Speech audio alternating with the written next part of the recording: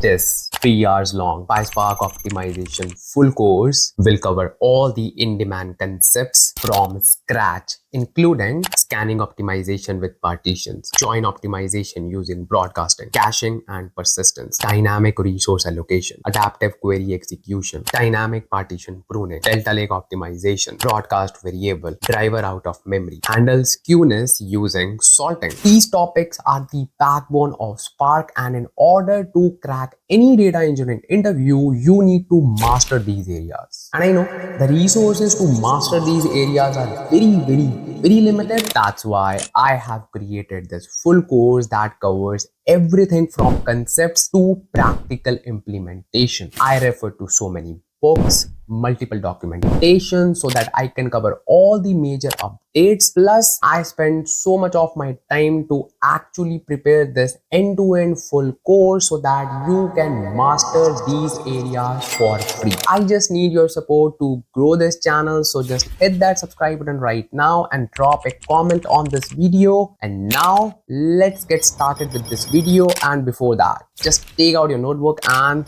let's get started. So, what's up, my data fam? What's up, and what's up, strangers?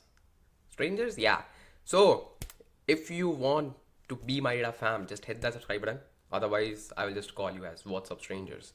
And obviously, you do not like that, so just hit that subscribe button right now, and then I'll be just welcoming you like, hey, my data fam, what's up? And I know you have already clicked on that subscribe button. So, basically, today's video is very special. Why? As you can see that thing on your screen, what is written? Spark. And what is the second word written? Optimization. So if you are in data engineering domain already, or if you have a little bit of understanding of this domain, you know the Spark is the most in-demand technology right now, and Spark is the, you can say, the main character in the world of data engineering. You already know, because with Spark we just perform everything: data processing, data ingestion, data transformation, batch processing, streaming, Delta Lake, everything, right? So you know, like, Spark is the main character, plus optimization. Because I know that you would know a little bit of Spark, you would know some basics of Spark, but when it comes to the optimization part, the game really gets changed. Why? Because there are so many complex concepts that you need to understand. And finally, on your special demand, because I was like, okay, let me just create one video on this, because I know that you need to understand these concepts in deep in order to crack your interviews. And it's not just about cracking the interviews, it's also about, like, become an efficient data engineer. You should know all these concepts in Spark.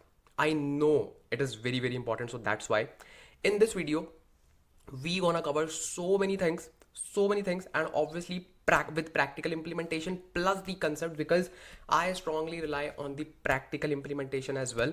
So this video is like your end-to-end course on Spark optimization, and you gonna learn so much, and obviously you will understand what you will be seeing, okay? And you know what do I mean, okay? So the thing is, now you'll be saying, Ansh Lamba, what should be the prerequisite? And we also want to learn Spark optimization from you, but what if we do not know much about Spark? So the thing is, let me be very honest with you.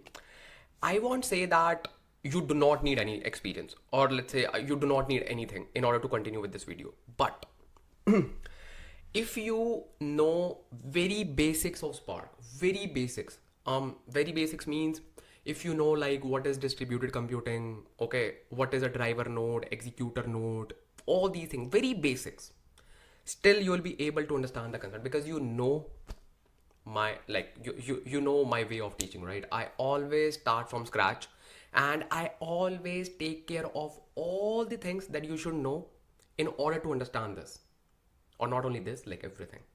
So if you do not have much deep knowledge of Spark fundamentals, you need to be a pro. No, just basic understanding, like what is a worker node, what is a driver node, that's it. And some all, like, basic thing like actions, triggers, and you should know, like, whenever you just run a job, it creates like stages and all those things, very basics. because I'm gonna take care of you as well if you do not have much strong hands on with Spark optimization. I'm not gonna say, hey, if you want to watch this video, you should be a pro data engineer and you should be a pro Spark developer. No, no, it's not like that. No. So this video gonna cover almost everything related to Spark optimization, all the latest advancements in Spark, plus all the latest advancement in the storage solution optimization. Like, I don't want to give spoilers, okay?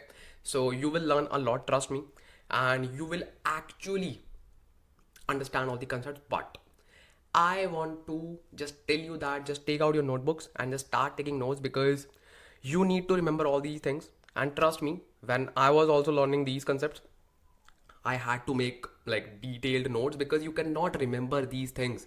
And trust me, okay, if you want to challenge yourself, just watch the video, okay, and just try to remember the things after 1 week. Then you will understand like why Ansh was just telling us and what was like prioritizing taking notes. You will actually understand like why it is so important. Okay. So I know my data fam is very loyal to me and they will just follow my guidelines. And I was just talking to those strangers. By the way, those are not strangers anymore, because they have just hit the subscribe button. Okay. So now you have the core understanding, like what we need to learn in this and what we are going to learn in this. And now let's actually start with our course, which is Spark optimization. And before that, you will be saying that, hey, Ansh, what are the system requirements? What are blah, blah, blah, blah, blah. I know that not every one of you will be having a laptop or computer with high specifications. So that's why I have decided that I'll be using a free Databricks Community Edition account, and we can just leverage that because it is free. You can just learn almost everything, okay, and you do not need a complex setup, because I know the pain. If you are just trying to learn something and if you just want to devote, let's say, 1 to 2 days to just to set up the environment, your motivation will go like this, like this. So that's why I know, whenever you want to start something, start immediately, bro. Start immediately. Do not spend like 2 days, 3 days to just set up your environment, and then obviously whenever you will be setting up your environment for the first time, you will be facing errors. Your motivation plus your interest will go like this. That's why I try to use those resources which are very easy to set up and just get started like this immediately. Okay, so now let's try to create our first Databricks free community edition account, and then I'm really excited to get started with this video, because I was just waiting for this video, and now in this video I think I will also learn a lot of things, because obviously whenever we just try to remember those things, we actually feel, oh yeah, this was a thing. So it is a great learning for me as well, don't worry. So do not feel like, hey, if anyone is teaching Spark optimization, that person is pro. It's not like that. It's not like that. Everyone is a learner. Everyone is a learner. And obviously it depends upon the personality. I call myself as a learner because I am a learner. Okay. So it totally depends upon person to person, like how they want to create their image. Okay. So I am not that kind of person who will say, hey, I am the one. No, I'm just a learner, and I'm just trying to help you to learn, because if I know something and if I know that I can transfer that knowledge to you, I know. So I will definitely do that. That's it. Okay, makes sense. So now let's get started with our environment setup, which is very easy, and let's create our Databricks Community Edition account, which is free of cost, and just follow my guidelines, because I was seeing some comments on my previous videos where people were saying, hey, Databricks Community Edition is changed, we cannot upload the data. So bro, just watch the video carefully and just turn off your notifications, and then just focus on YouTube only, because you are watching a video on YouTube, right? So let's get started. So in order to create your free Databricks Community Edition account, simply search this Databricks Community Edition sign up, okay? And simply scroll down and search this one. Sign up for Databricks Community Edition account. And don't worry, I will simply provide the link for this as well, so that you will land on this link, okay? And then simply click on try Databricks, and then people just click on this, and then they just complain, hey, it is changed, blah blah blah. No, just scroll down, and you need to simply click on this, looking for Databricks Community Edition. We will say yes. So simply click on here, click here. So now you need to just put your email account, whatever you want to use to sign up for Databricks Community Edition. And I already have one email account, so obviously I can simply go to sign in page. Once you just click on this email, like once you just sign up for Community Edition, then you will be asked to provide your code and blah blah and solve some quizzes, just solve those quizzes, and then just go back, or don't even go back, simply search here Databricks Community Edition login. Okay, so simply click on this, and here just put your email address that you have just used to create your community edition. Okay, and by the way, I would recommend you to just go to this link directly. Why? Because if you do not even have the email ID, you can simply click on this link. See, when I just click on this, it will directly land me on this page. So I would just provide the link on of this page. I think it is better. So you can simply sign in if you already have an account. I already have an account, so I will simply use that account, and you can simply click on sign up. Once you click on that, and you're good to go, and we are good to go to actually get started with this. And you will be asking like, hey, where's the data? So let me just show you where's the data as well. So I'll simply search GitHub. So Spark optimization, yeah. So this is my repository, and obviously I will just provide the link of this as well, but you can also search. And this is the data that we're gonna use. It is called bigmartsales.csv. By the way, this is one of the best data sets that I could find for this particular practice, because we have so many columns. Okay, we can just provide, obviously in the optimization you will be learning a lot of things, but this was like data set that you can relate with the real life as well, because this data has all the information regarding sales, products, price, and everything. So obviously when you have a good data set with which you can align and with which you can relate more, obviously it promotes more motivation for learning something. So you can obviously download this CSV. Click on this and click on this download button. Okay, and then you will be just downloading this beautiful CSV file that you'll be using. Okay, sorted. So now let me just quickly log in with my email ID, and let me just show you how our Databricks computation looks like. Let me just show you. So as you can see, this is our Databricks Community Edition account, which is free of cost. That's why you cannot see all the things here, but yeah, it is enough to learn something. It is enough to practice something. It is enough to just brush up your skills. And I personally love Community Edition account, because in this you do not need any cloud subscription, you do not need anything, just internet, laptop, computer, and your excitement to learn, obviously. So as you can see, you are using Databricks Community Edition. Upgrade for unlimited cluster and collaboration features. Upgrade now. Not interested, bro. Thank you so much for your offer. So by the way, let me just give you a quick overview. Obviously they have just changed the interface, and this is really nice now. So this is a workspace where we'll be creating our folders, our notebooks, and everything. Okay, recent tab is just used to just see your recent activities. It may be related to your notebooks, it may be related to your clusters, jobs, ETLs, everything. Then obviously search is just search. Okay, catalog, this is very important. This is the area where we upload our data, or let's say where we can see the data in the form of tables or all the metadata. It's a kind of meta store that we have in this particular community edition. Then workflows, this is not active in our community edition, and this is obviously available in the paid and the subscription based Databricks account, and we do not need to worry about workflows. And then we have compute. Compute is very important, because everything you will be processing today you need compute, right? And obviously Databricks provides you a compute for free. By the way, computes are very expensive. If you just go to Azure or any cloud subscription, you would see that clusters are very costly, but you are just getting it for free just to learn. So say thanks to me or Databricks. Just kidding. Then you see machine learning, and we do not need to worry about this thing because we are not learning machine learning. Click on experiments and you will see nothing. So this is all about your Databricks. Okay, and now let's create our workspace. First of all, let's create our first workspace like this. Just click on this, and then let's create a folder, and then actually get started with. You will say, hey Ansh Lamba, don't we need to upload the data first, or don't we need to create the cluster? Very good question. So the thing is, compute will be created when we'll be creating the notebook, but yeah, we can just upload the data. That's a very good question. So what we can do, go to catalog, and then simply go to create tables, or what I recommend to do, always attach a notebook first, because then you will be able to see all the things, dbfs, tables and everything, and then you can easily navigate to those things. Okay, so what I will do, I will simply upload the data once I attach my notebook to a cluster. So let's do that.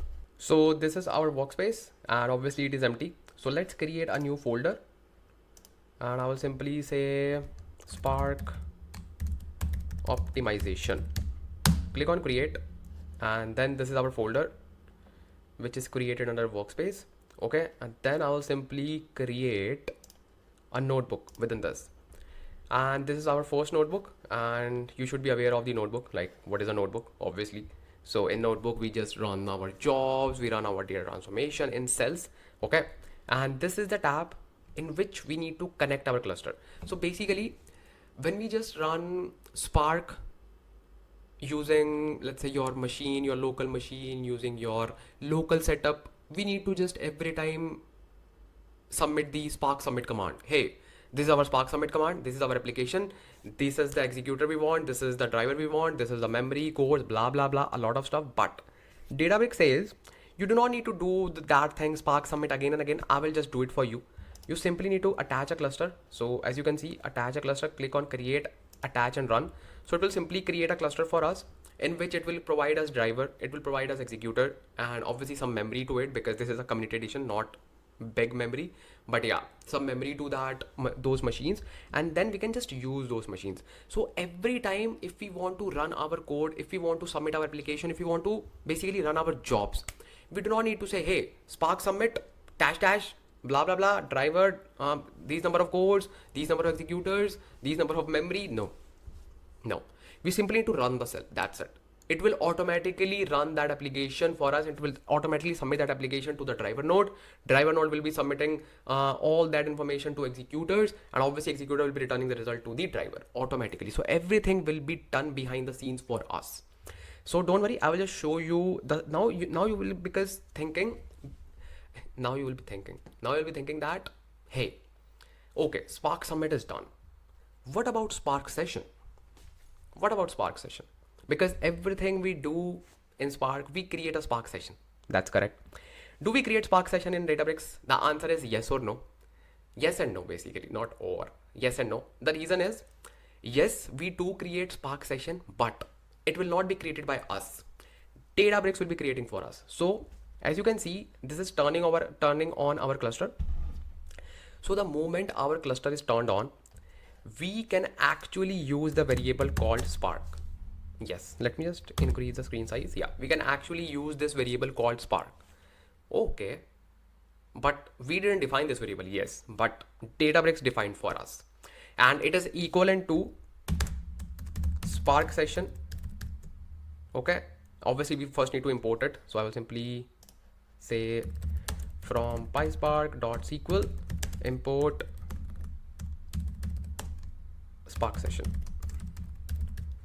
So it is equivalent to Spark session dot builder dot, let's say, master, if you just want to define master, and if you just say local, or let's say asterisk, I just want to use all the cores. Then let's say you will be saying app name, and let's say Ansh Lamba,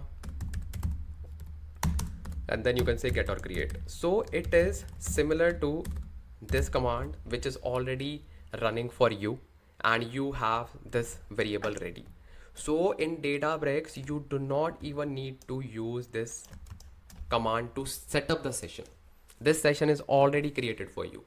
Now you can do one thing. Now see, this is done. So as you can see, I have not run this command, see, but still if I just write Spark and if I just run this cell, you will see that this Spark session, this Spark variable exists for my session. You will see that. So it will take a little longer for the first cell whenever it runs the first cell. So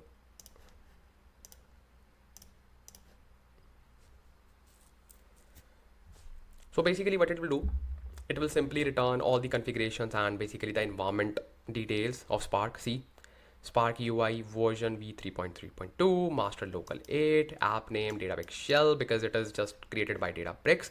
And you can even click on the Spark UI and you will be landing on the Spark web UI page. And as you can see, go to environment and then you will see all the environment details here, Spark properties, everything. Everything, like what are we using, what are the versions, and what is the memory, and then cores, everything is written here, and all the properties that we are defining in the Spark, because we just defined spark.conf.set, right? So everything is here, and these are basically the memory, it is written. And then I will just take you to the executors page, and in the executors you will see how many cores do we have, and I think we do have 8. Yeah, it is 8. As you can see, total cores 8. So this is a kind of Spark web UI that we see in Databricks, and this is not important right now, it will be discussed later in the video. So this is your session that is already created for you, so you do not need to worry about that. So now one quick question, Ansh Lamba, whenever you want to just optimize our code, we most of the time play with Spark session. We just turn on something, we turn off some things, and we just do a lot of things with Spark session. Can we do that? Yes. You can simply say spark.conf.set or anything, and then you can just define your property.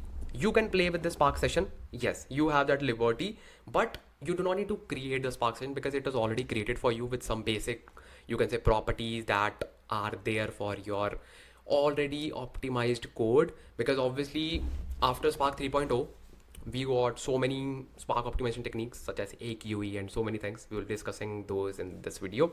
So all are there for you. And if you want to make more tweaks, if you want to just make turn off some things, you can just do using this spark.conf. So it is there for you. This is just a kind of information that I wanted to just give to you, because you do not need to feel like, hey, how the things are being done behind the scenes in Databricks, how we just use Spark Summit, where is the Spark session, everything is there. But yeah, it was an overhead that you were supposed to do every time you want to run your application. So Databricks just took that overhead from you, and it is just doing all the things by it, and now you just need to run your code, and that's it. So I believe it's a very good thing, so you should also appreciate it. So now let's start with our first Spark optimization technique, and you should know like what is that. But before that, let's upload some data. In order to just upload the data, we can easily upload the data by going to catalog, but you will not be able to see your files. And in order to understand the optimization, it is very important to see those files, like how those files like look like. So you need to just do a small workaround for your Databricks workspace community edition. Simply go to click on your name here on the corner. As you can see, in my case it is written A. Okay, click on this, and then you will just land on the settings. Like you will see the settings button, click on the settings button, and then you will see here so many options. You need to simply click on advanced. Okay, and when you click on advanced, you will see so many options available, but scroll down and you simply need to search for DBFS file explorer. So by default it is disabled. We need to enable it. The moment you click on then just click on catalog, and then just refresh it first of all. And if you just go to catalog, now you will see DBFS. Earlier you were only seeing database tables.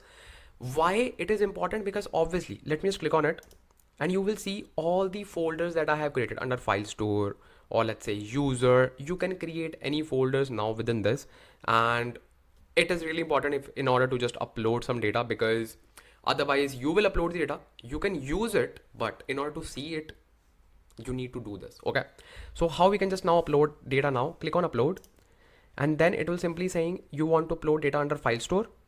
Yes. And under file store, I want to create a table, or basically not table, basically a folder. I'll simply say raw data, because I already have one folder ready for it. And if you do not have, you can simply type it. I already have that folder. I will simply click on select, and I can simply go to tables and see within the tables I have raw data. So this is the root folder under file store, under like it is under tables. Okay, but obviously it doesn't make any sense if I just save data under tables. Okay, so let's create a new one. So I'll simply say raw data directly within the file store. Then click on upload, and then just click on done. As you can see, I have uploaded my data. Click on done, and then you can actually see all the things happening behind the scenes. Otherwise you cannot see this. So this is your file store folder. Within the file store you have two folders, tables and raw data. This is the one in which we have uploaded this CSV file. Make sense? Make sense? Very good. So this is the folder that we'll be using in order to just do things in Databricks. Okay, and within this raw data folder, this is our file that we'll be using, and within this we'll be just performing all the optimization thing. And now you can actually see the files, and then you will actually understand what's going on. Otherwise you cannot see those files. Okay, so this was a very important step that you need to do. And let's actually go back to our notebook, and let's first of all read this data, and then let's start with our first Spark optimization technique, and I'll just tell you what's that. So let's talk about our first scanning optimization. Yes, it is very, very, very, very, very important, because being a data engineer, we are basically serving our data to the stakeholders. It can be, let's say, managers, it can be data analyst, it can be business analyst, it can be data scientist. So at the end of the day, whatever data you are preparing, someone will be querying that data, and obviously querying the files, because obviously we are just writing the data in the form of files. Makes sense? So in order to optimize the performance, the first optimization technique that should come to your mind is scanning optimization. What do I mean? Let's say, being a data engineer, you are preparing a data destination. Okay, data destination. Makes sense? In this you have, let's say, so many files, 1 2 3 4 5 6, so on, so many files. Make sense? There will be a, let's say, data analyst. Okay. So there will be a data analyst who will be querying this data, right? Who will be querying this data. So whenever this person will be querying this data, let me just use pink color. So whenever this person will be querying this data, every time by default, okay, so now we are just talking about the scenario when we haven't applied the optimization. Every time the person will be scanning all the files, 1 2 3 and so on, every time. Why? Because obviously there's no optimization technique applied on top of your files. So every time if a person wants to just fetch even one record, the person will be querying all the files, will be scanning all the files. And you know the reason. Let's say this person queried the data something like this: select asterisk from table where id less than 2. Let's say there are only 3 to 4 records for this particular query, but Spark doesn't know that if that particular condition is being satisfied in a particular partition or not. So that's why Spark will read all the files every time. Do you want to do that? So let's say you have thousands of files. Every time if you want to just query a single data based on a predicate, based on, you can say, pruning condition, you need to just apply all these, apply the scanning on all the files. So in order to eliminate this, we have something called as partition pruning. So it helps to optimize the scanning. And as you know me, I strongly believe explaining the concepts through a scenario. So let me just take you to my notebook. I have prepared a great notebook and you will actually understand everything. Plus, in order to understand this, you need to have a strong understanding on partitions, how Spark deals with the partitions. So obviously I told you that I'll be just covering those things as well. So now I'll just tell you how Spark will create partitions on top of your data, how partition will be distributed, and how it will contribute in scanning optimization. Let me just show you everything. By the way, I just recorded the video Okay, and then I realized that my mic was not turned on. So now I am just re-recording this particular part, and don't worry, same energy, and I would say even more energy will be experienced in this part. So let me just take you to the notebook and let me just show you how this thing needs to be worked and how this is one of the most important techniques in the Spark data writing part, because at the end of the day you are just writing the data in the files, right? Let me just show you. Welcome. This is my notebook that I prepared just few minutes back, and mic was not working. No worries. Don't worry, I will just explain you everything. Don't worry. First of all, as you can see that we have turned off our AQE. What is that? That should come to your mind immediately. So bro, whatever optimization techniques that we are learning, we need to understand those techniques first, then we need to talk about AQE. So we cannot directly talk about AQE. And after Spark 3.0, AQE was automatically enabled on most of the applications, and obviously in Databricks it is auto enabled, so we have to turn it off in order to understand all the things. So we gonna turn off this ASAP. So first of all, let me just run this. Okay, and let me just turn this off. How we are just turning it off? You remember that we just talked about the Spark variable, and I just told you if we want to just make some tweaks in the Spark variable and basically in the Spark session, we can just do it using Spark variable. We have that liberty. So I just inserted a configuration using spark.conf.set, and I just set the spark.sql.adaptive.enable. What is this? This is a code to enable the AQE, but instead of passing true parameter, we have passed false parameter. Let me just run this and let me just check if it is turned off or not. So I will simply say checking AQE status, because it is really important.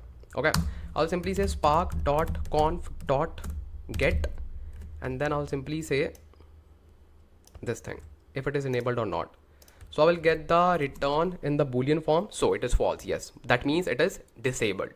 So then I will simply import the functions that I have. So now you know that we have inserted a big mart sales CSV file in our data catalog.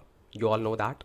So now we are just trying to read that particular file, and how we can just read that? Basically a simple code in which we are saying spark.read.format CSV, then infer schema, then header, and then load, and that's it. Very basic code, nothing special. Simply run this and then you will see the data.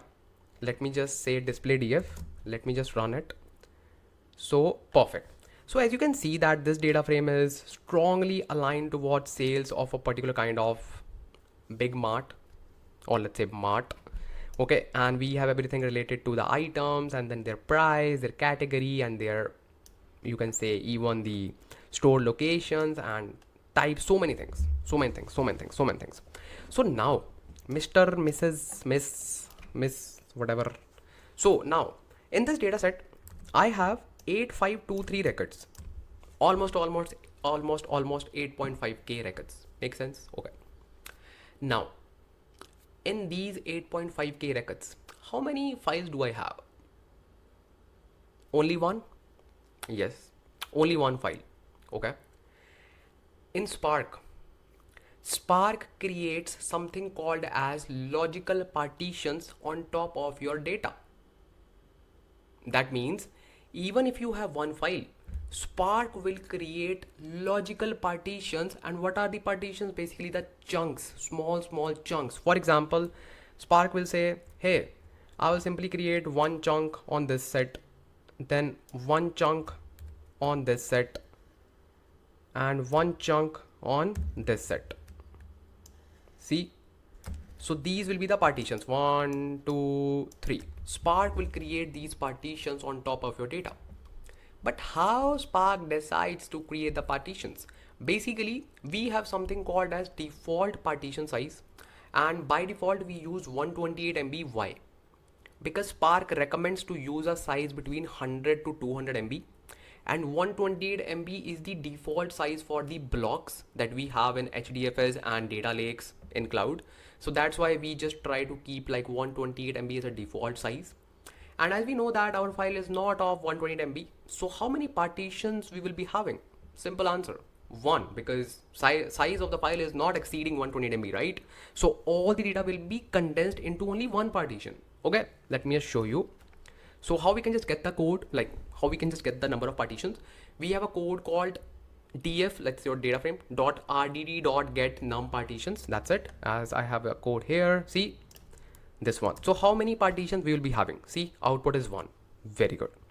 Now I know that my file is of approximately 850 KB. I know this, and you can also check it by clicking on properties. So my file is of 850 KB. Ansh Lamba, how we can just trust you that Spark creates partitions on top of your data? Okay, I know people have some trust issues with me, so I know. So what do what do I wait, hold on, Ansh. So I have some proofs. Okay, so how we can just show this thing? So what I will do right now, I will change the default size from 128 MB to 128 KB. Can we do that? Yes, again with the help of Spark session. Spark.conf.set, and then just put your maximum partition bytes. So basically we pass the size in the form of bytes. So these are the bytes 131072 for 128 KB, and you can also use your calculator and you can obviously confirm this number. So this is now default size is 128 KB.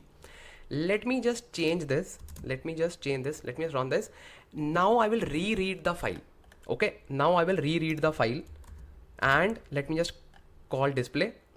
Now you will see how many partitions it creates. So how many partitions will be there?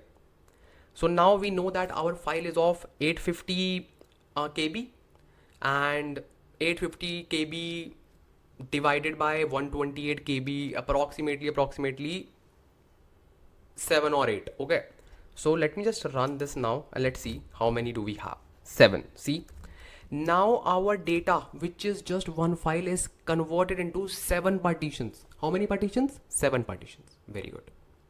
Okay, makes sense? Understood? 7 partitions. Very good. Now obviously this is not an optimal solution where you just need to create partitions based on just 128 KB. Obviously not, right? So I will simply change this to 128 MB again, and this is the byte size 134217728.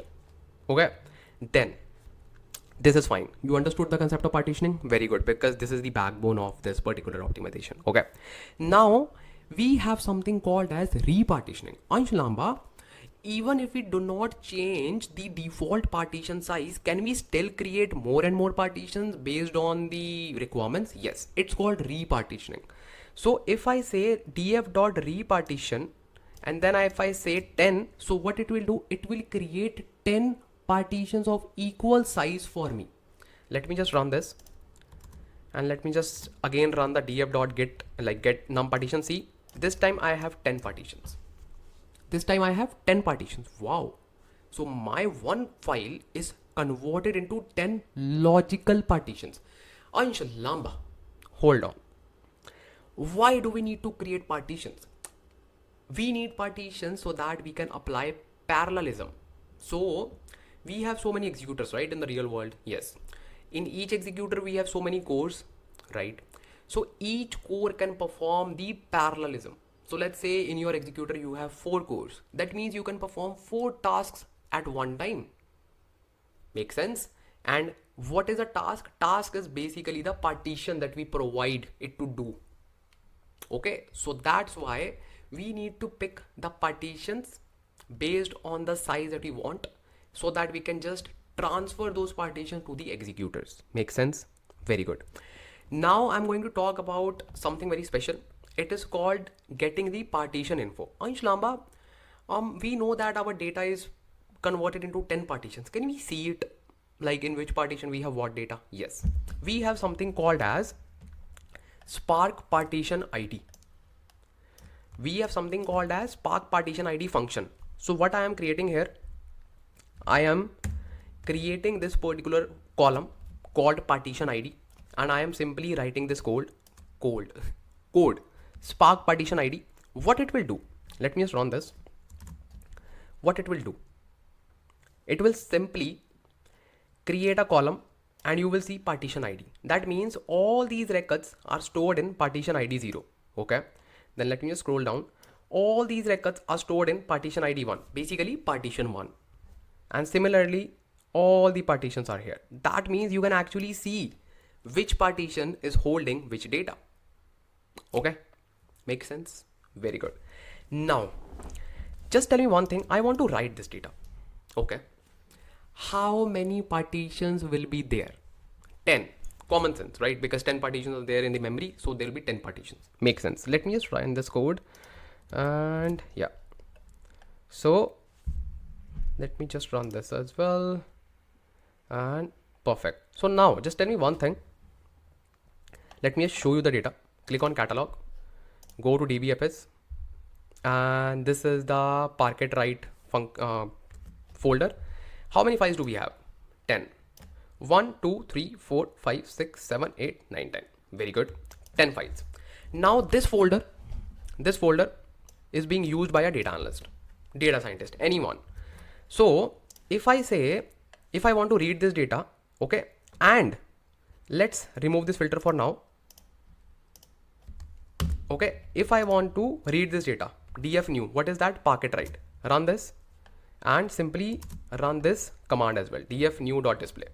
Okay, just tell me one thing. I know this is a very basic question, but still, because this is aligned with the next few questions. How many files it will read?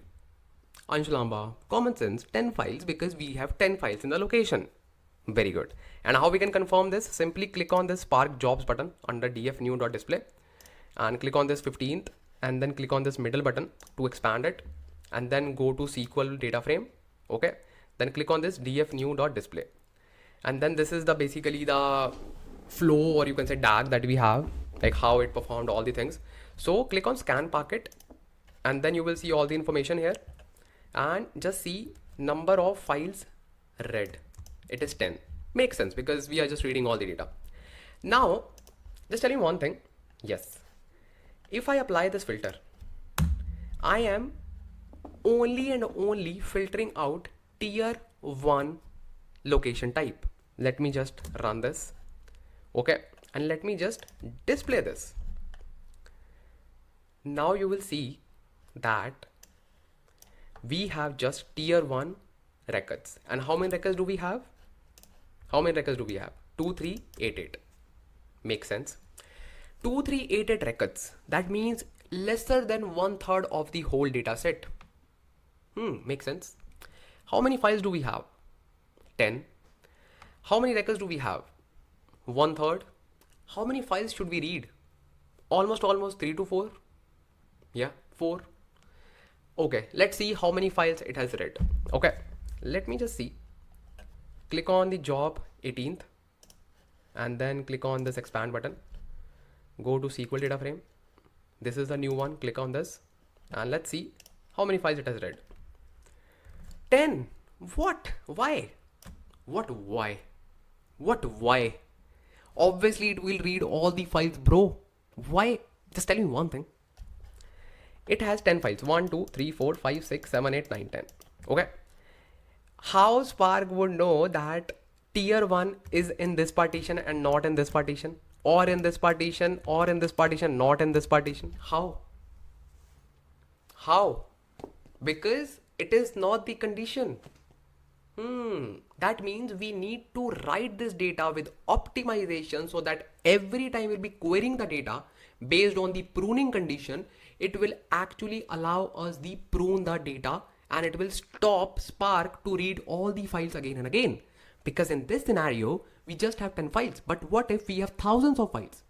So this is called scanning optimization. So what we need to do, I will simply go back to my notebook and I will simply say scanning optimization. Let me just create a text and bold scanning optimization. Perfect. Let me just run this. Now I will create the scanning optimization. How? I will simply say df new dot, or not just df new, it's df because we are writing the data first, then we'll be reading it.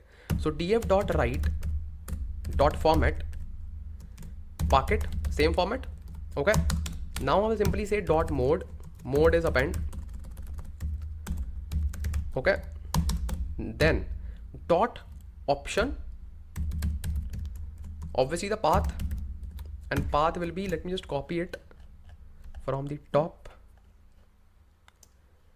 Okay, and I will just name this folder as Parquet write optimize opt. Okay, and how we need to optimize it, I will simply say dot partition by. Okay, and then I will simply put the column name, which is this one. Let's say outlet location type. Okay, let me just put it here, and then let me just say dot save. Okay, let me just run this. Partition. Oh, spelling mistake. Partition by. Okay, spelling mistake. Partition by. So now I am writing my data with optimized partitions, and now you will see that we can apply partition pruning. How? Let me show you the data first. Click on catalog, go to DBFS. Okay, click on this new folder. Wow, what is that? It is called scanning optimization, and basically the partition by. So I am just creating subfolders based on the value of my pruning condition.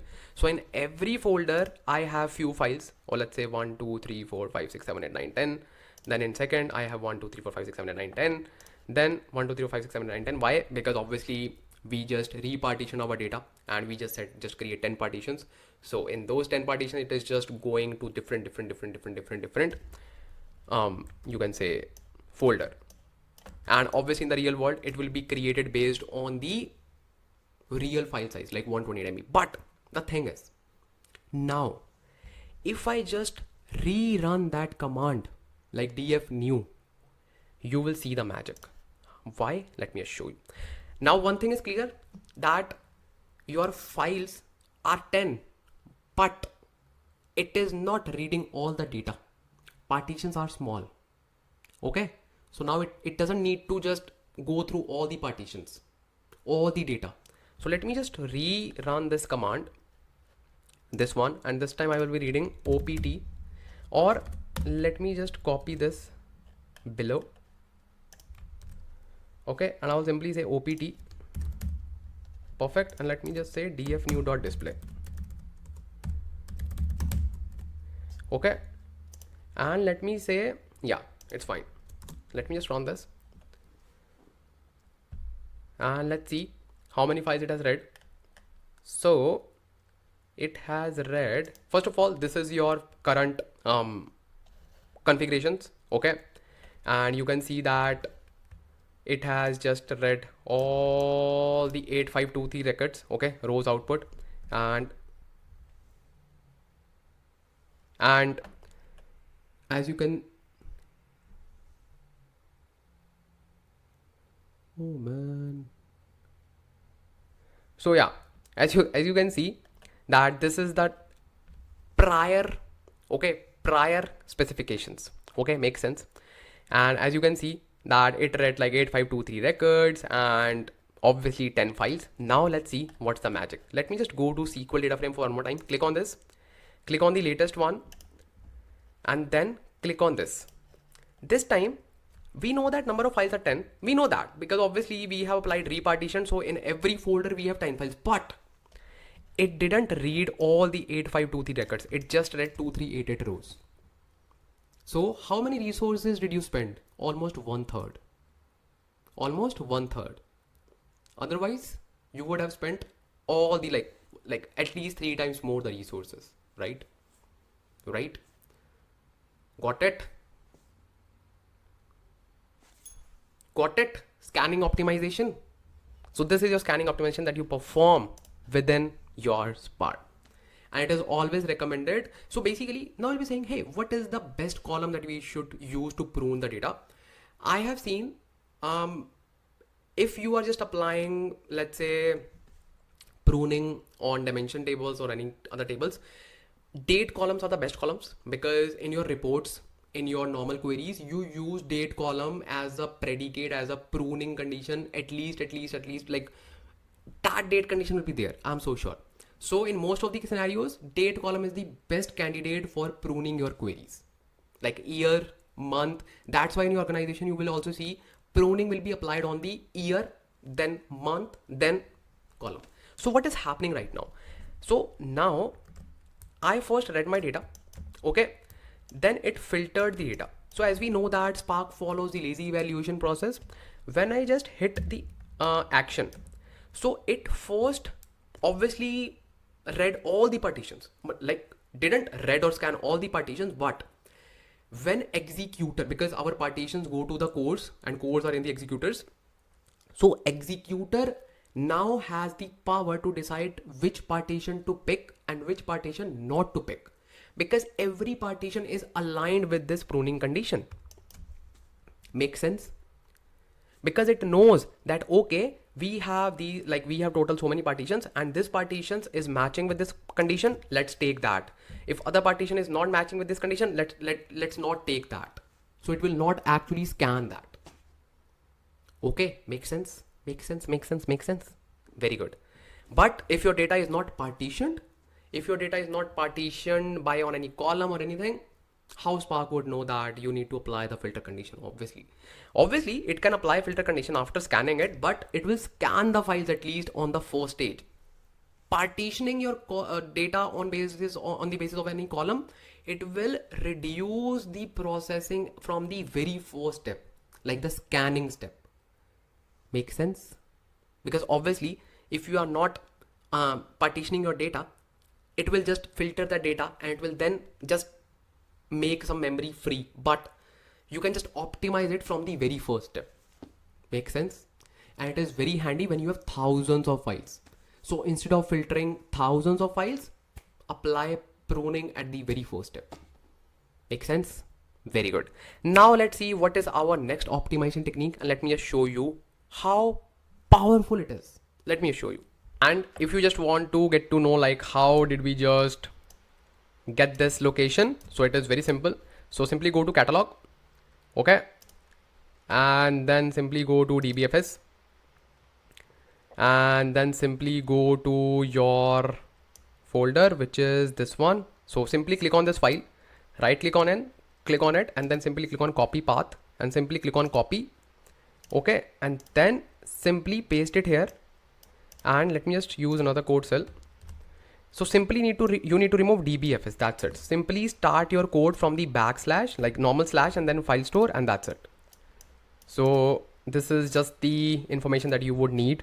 So I would expect like you would already know like how to get the URL for this particular file, but still if you don't know, this is just a simple thing that you should understand, and this is the thing, and I thought like I should just mention this as well, so do not need to worry. Okay, sorted. Very good. So now let's talk about very serious topic, joins optimization, because we need to optimize those things which are really expensive in order to perform those operations. And join, let's say, is one of the most expensive transformation that we have, and you should know about this. If you do not know, bro, joins are not like very easy to apply. And obviously if you're just working in distributed computation, or let's say in distributed environment, it is much more expensive. Why? You will understand everything, okay, and how we can optimize it you will get to know, and obviously with practical optimization. Okay, so now the thing is, if you do not know about joins, let me just give you a brief overview. So let's say you have 4 executors, okay, 1, 2, 3 and 4. Okay, let's say you have 4 executors. Make sense? Okay, so now what will happen? Let's say you have 2 data frames. Okay, you have 2 data frames.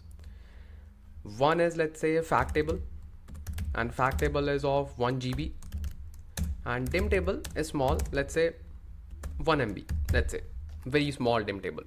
So as we know that if we are just using distributed environment, it will create 8 partitions of this. Make sense? As per the 128 MB rule, there will be 8 partitions. Okay, so now, and in this it will be just 1 partition. Make sense? Okay, very good. So it will be just 1 partition. one partition. Makes sense. Now, join is a wide transformation. So basically there are like two types of transformation, narrow and wide. In narrow, we do not perform shuffling, but in wide transformations, we perform shuffling. And if AQE is disabled, that is disabled in our case, then what it does, it creates 200 partitions. Okay, every time we perform any wide transformation, it creates 200 partitions. And what it does, obviously if we just want to apply a join, there will be a joining key between fact and dim, and most probably it will be a dim key, right? Makes sense. Okay, so now what it will do in these 200 partitions, it will create one partition. Okay, it will create what? It will create one partition in which it will put the same dimension key from fact table and from the dim table so that it can be joined together, right? So this will be, let's say, our P1. Similarly, there will be like P till 200. Let's say if we have 200 keys, or even if we have like more than that. So let's say P200. Okay. So similarly, we'll be having same dim key of fact table and dimension table in the same partition. And these 200 partitions will be shuffled and will be going on these executors, 1, 2, 3, 4, and there'll be like so many things. Okay, so this is the join that Spark performs every time. Okay, Spark performs every time. Makes sense. What if I tell you that under some special conditions we can avoid this shuffling? We can avoid the shuffling of 200 partitions. What? Really? Yes, we can avoid this shuffling. How? How we can just avoid this shuffling? So basically, it is very easy to avoid the shuffling. So the condition, the special condition is your one table should be big, obviously, like of the normal size. Second table, or let's say one of those two tables, should be very, very, very small. Okay, Ansh Lamba, how we can just quantify this very, very, very small? Ideally, in the Spark language, we just keep this table around 5 to 10 MB.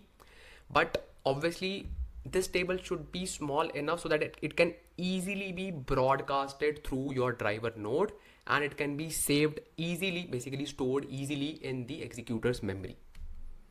So ideally 5 to 10 MB is fine. It's fine. Like you can treat it as a thumb of rule. Okay. Obviously it is not, but you can just treat it like this. Okay. Okay. So what will happen if because in this particular scenario, I can see, Ansh Lamba, that this table is very, very small. So can we say that we do not need to create 200 partitions and we do not need to apply shuffling? Yes, you do not need to do that. So what will happen in that scenario? Let me just tell you. Let me just remove all of these things. Perfect. So now we know that we have 8 partitions of this and 1 partition of this. Let's say this 1 partition. Let me just use green color for this. Okay. Let's place this 1 partition first of all in this executor. Okay. First of all, because this is just a 1 partition. Makes sense? Perfect. Perfect, perfect, perfect. Now, these 8 partitions, okay, will be distributed among these executors. Okay. Let's say, pink color. Let's say 1, 2, 3, 4, 5, 6, 7, and then 8. Okay. So now, Ansh Lamba, this executor is fine because this executor has fact data and all the joining keys, because this dim table is here, this dim data is here. But what will happen to these executors? These executors do not have this dim partition, or basically you can say dim data. And you just said that we do not need to apply shuffling. So what will happen in this scenario? So what happens in this scenario? So let's say this is your driver node. Okay. This is your driver node. What driver node will do? It will broadcast this particular partition. So first of all, it will bring this partition to its JVM memory. Okay, then it will simply broadcast this partition to all the executors one by one. See, 1, 2, 3, and obviously 4, 4. Perfect. So now, can you see? Because every executor is fine now. Every executor is enjoying. Every executor is saying, hey, I have the data to apply join. I have the data to apply join. I have the data to apply join. So every executor is fine. There is no need to apply shuffling between the executors. No. Every executor has the data that they need. So this is where broadcast join comes into the play. Broadcast join, and you already know the condition. Second table should be very small, ideally 5 to 10 megabytes, and in other words you should say that this data should be easily stored in the executor's memory so that they can just apply the join. Make sense? This is your broadcast join. That's it. This is the background working, and obviously I'll be showing the working in the Databricks notebook as well. Don't need to worry. Okay, so this is the condition that you should be aware of. Okay, so this is the concept, and do not make it complicated. It is very easy. And now let me just show you how you can just perform this thing practically using PySpark code, and let me just show you. So we are back on our Databricks notebook. Okay, first of all, you know what you need to do. You simply need to turn off the AQE first of all. Jokes apart, bro. You need to understand the things, right? Simply turn off the AQE. So now I have created some demo data frame, and obviously both are small data frames, but in order to understand, you can treat this data frame as our big data frame and this data frame as a small data frame. Make sense? So you can say this is simple code. This is a very simple code to just create a data frame, and these are the 3 column values, and this is the schema: ID, country code, amount. And in the second table we just have country code and country name. That's it. Make sense?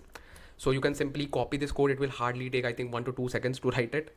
And don't worry, I will just attach all the notebooks that I'm using right now. Be happy, bro. Be happy. Be happy. You are my data fam. Okay. Simply run this code, and let's see what do we have inside this. Perfect. So now we have turned off the AQE, right? Very good. Now what I will do, I will first of all show you the data. df transactions, okay, dot display, and here you go. Perfect. And I will show you the other table. So just, oh wait, dot display. So just imagine that df transactions is a bigger data frame equivalent to a fact table, okay, that is holding the transactions of your organization. Make sense? Very good. So now next thing is df countries. Df countries can be treated as a kind of dim countries, or let's say dimension country, dimension geography, that is a little bit smaller, not little bit, like very small. Okay, approximately 5 to 10 MB. Okay, so now we need to apply a join. Okay, now I will apply a simple join, and then I will show you how things will be happening behind the scenes. Then I will apply an optimized join, which is broadcast join. Okay, now let me say df join equals df transactions dot join df countries, and then what will be the joining key? Joining key will be the country code. Make sense? I'll simply write the condition. So df transactions of country code equals to df countries of country code. Make sense? I think there will be one single equals or double. Let's see. Okay, then I want to apply a kind of inner join. Okay, inner join, yeah, it will work because both are same in this scenario, because all the joining keys are there in both the tables. Okay, let's say inner join. Now let's run this, and yeah, perfect. Now if I say df join dot display, only then it will just perform the action, right? Okay, so let's wait, and we will see it is applying the join behind the scene, and here we will be witnessing all the optimization techniques. So perfect, I have all the things. I have country name. Very good. Now let's see the job. Just go to job 33, expand this, go to SQL data frame, and this is my latest job. So perfect. That's what I wanted to see. First of all, let me just make screen a little bit smaller. So what it has done, first of all, it has applied a normal join, which is called as sort merge join. Sort merge join is nothing but, you can say, very popular join that we perform in Spark, which is a kind of default join which we perform. What it does, create 200 partitions. Okay, 200 partitions, then just apply sorting within each partition and then just perform join. That's it. So let's try to actually read everything. So this is scan existing RDD. Click on this. We have 4 rows. That's correct. In this we have 3 records. Like, fine. What is filter? We didn't apply any filter. Yes, you didn't apply any filter, but Spark, whenever it applies any kind of join, it removes nulls by default. Click on this filter and you will see filter is not null, country code. So as you can see, country code is our joining key. So it is removing the nulls from this particular key. Make sense? Very good. Same thing here, as you can see, removing the nulls. Okay, then exchange. This is the step where it is just performing the shuffling.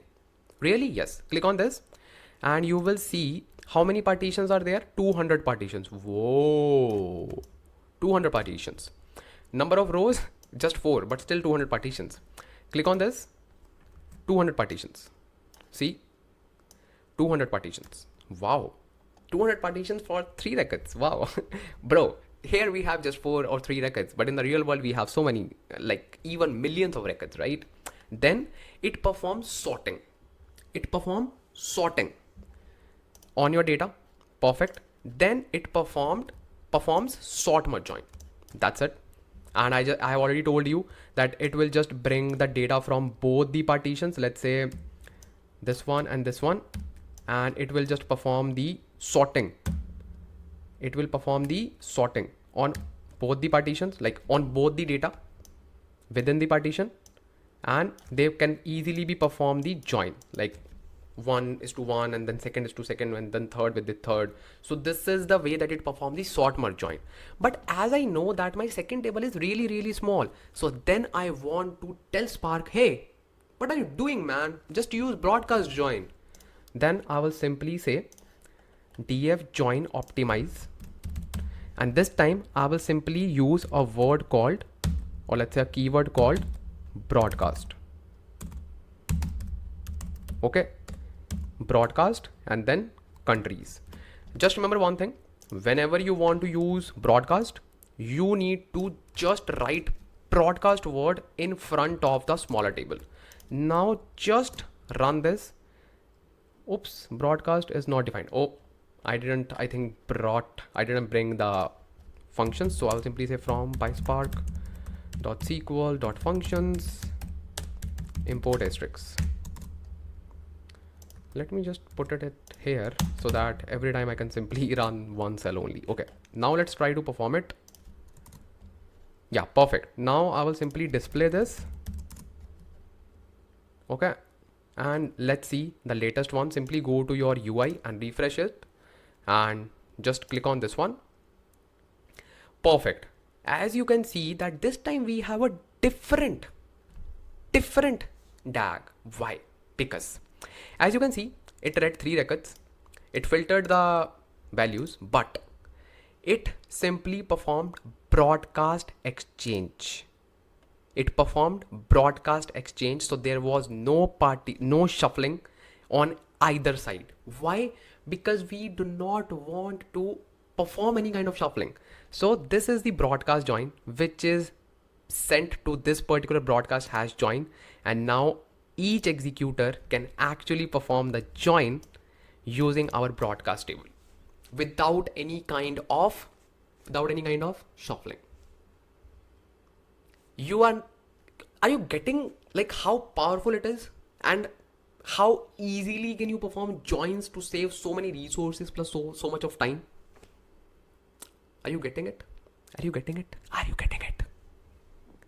You should, if you are not. Okay, so this was all about like optimizing joins and how we can just perform optimization on top of our joins.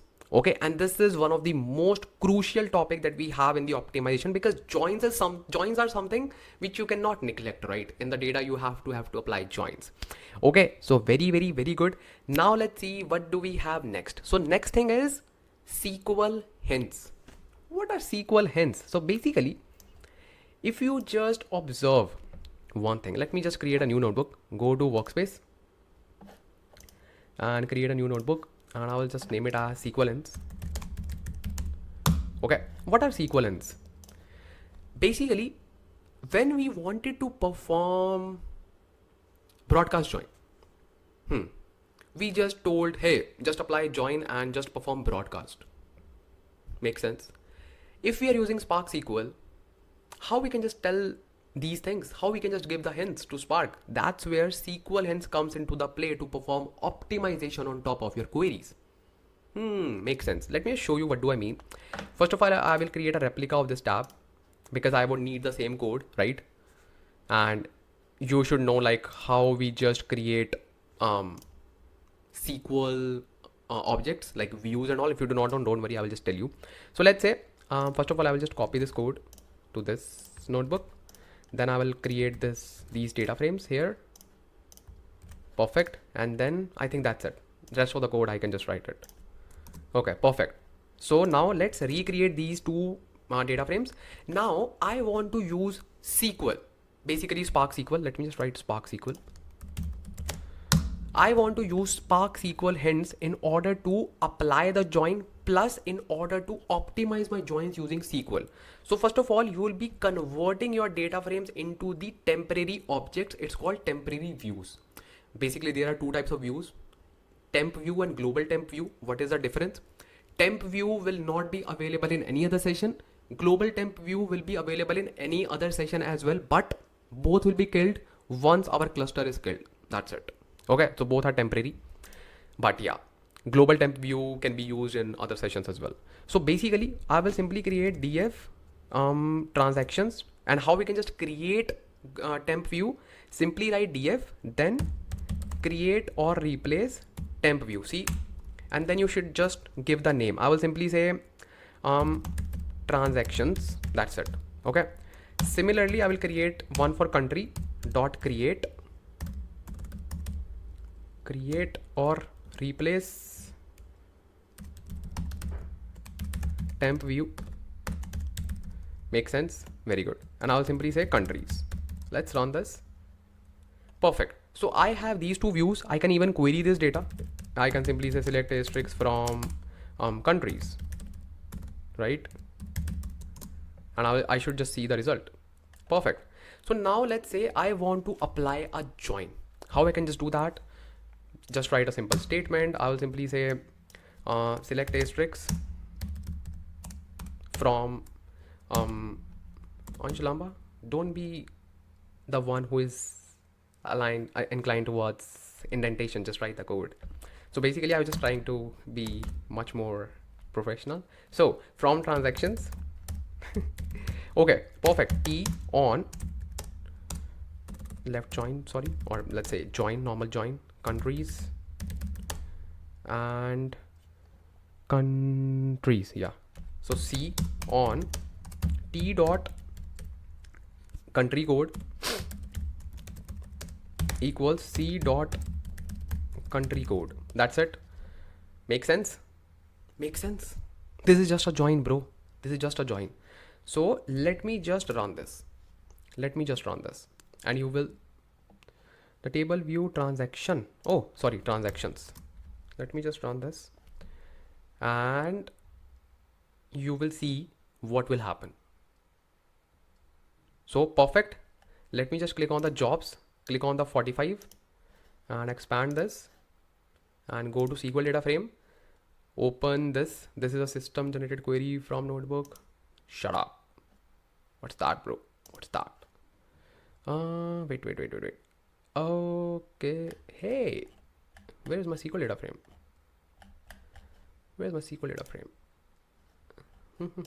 Okay. Wait. So I can also use spark.sql. Perfect. No need to worry. So we can also use spark.sql. Okay. And here you need to just use 3 single quotes here. Perfect. And there's no need to put SQL, just put Python. That's it. Simply run this. Perfect. And we can simply actually store this in a data frame if you want. So let's say df SQL. Perfect. And we can simply run this df SQL dot display. Okay, because I just want to show you the job. That's it. And it is ready. Okay, so now let me just see job 50th. Click on this and SQL data frame. So this is our query. So this time it has performed normal join that you have already seen, like shuffling. See, exchange and exchange, 200 partitions, right? So how we can just perform optimization using SQL, I have already told you, it is called SQL Hints. But how we can just actually perform it, you simply need to write something called as, first of all, write asterisk, backslash asterisk, or I think front slash, yeah. Then you need to simply write broadcast, and on which table you want to perform broadcast, obviously the smaller table, which is C. Then you need to close this hint. That's it. Now just rerun this and just say OPT and OPT. So let's see if it works. And yeah, let's go to our SQL data frame, refresh it. Let's see this. What? It didn't apply. Wait, broadcast C. Okay, so the thing is, whenever we just perform SQL hints, we are just providing the advice. Okay, it is not fixed that every time it will perform broadcast, or let's say any hint that we are providing. Yes, it is just an advice that we provide to Spark. So it is not a guarantee, but yes, you should always provide some hints, because Spark is much more smarter than you. So if it thinks that you should apply broadcast in this particular case, it will apply, it will take your advice, otherwise it will simply reject it. So this is the thing, but you should know like how we just pass the advices, how we just pass the hints. Make sense. So you should know about SQL hints as well. We have like so many SQL hints. We have, basically we use broadcast and these kinds of SQL hints. We have so many more, but yeah, this is the common thing that we use as a SQL hint. Okay, so this is all about your SQL hint. Let's see what do we have next in Spark optimizations. Or I can also try changing the position of asterisks. Sometimes it doesn't work with the positions as well, because obviously if you will say, hey, just print the columns first and then just apply the hint, it will simply say, hey bro, are you mad? I will not take your advice. So you are you getting a point? So see, you need to just give some advices to Spark. So simply let's see if it works. Let's see, because whenever I want to give advice, I just use Python API, like just tell, hey, just apply Python. We are just forcing it. So let's see, let me just refresh it. Let's see this time if it works. No, it is not taking our advice. No. So again, you can just play with it, but I'm so sure like it will just take your advice, but it's up to Spark if it needs to follow. Sometime it doesn't follow, sometime it follows, I don't know, because sometimes I just use bigger data frame, like bigger data frame and real smaller data frames. So sometimes it takes my advice, but it is not fixed that it will every time take your advice, and trust me, it will not take advice every time. So let's see our next optimization technique. But I'm happy that you know about SQL hints, how we need to pass the SQL hints. Got it? Very good. So bro, now let's talk about caching and persistence. It is one of the most requested topics, caching and persistence. Why? Because let me just give you a quick background of executors. Executors do not, I'm talking about execution memory, okay? So if you don't know, let me just give you a detailed overview, then it will be good for you. So let's say this is Spark pool memory, which is approximately 60% of the overall memory. Okay, so this is the Spark pool memory in which we have something called as, whoa, in which we have something called as storage memory, storage, okay, and we have something called as execution memory or executor memory. Okay, so this memory, this area is used to perform all your transformations, all your data frames, everything. Okay, and this is a short-lived memory. It will not hold your data throughout the application. No, it will simply evict the data frame if it needs to create a new data frame. For example, you have read a data frame and you have read a CSV file. Okay, then you created df2, applied some transformations. Okay, then you created df3, and in df3 you again used df1. Okay, then you created df4 and you again used df or df1, same thing.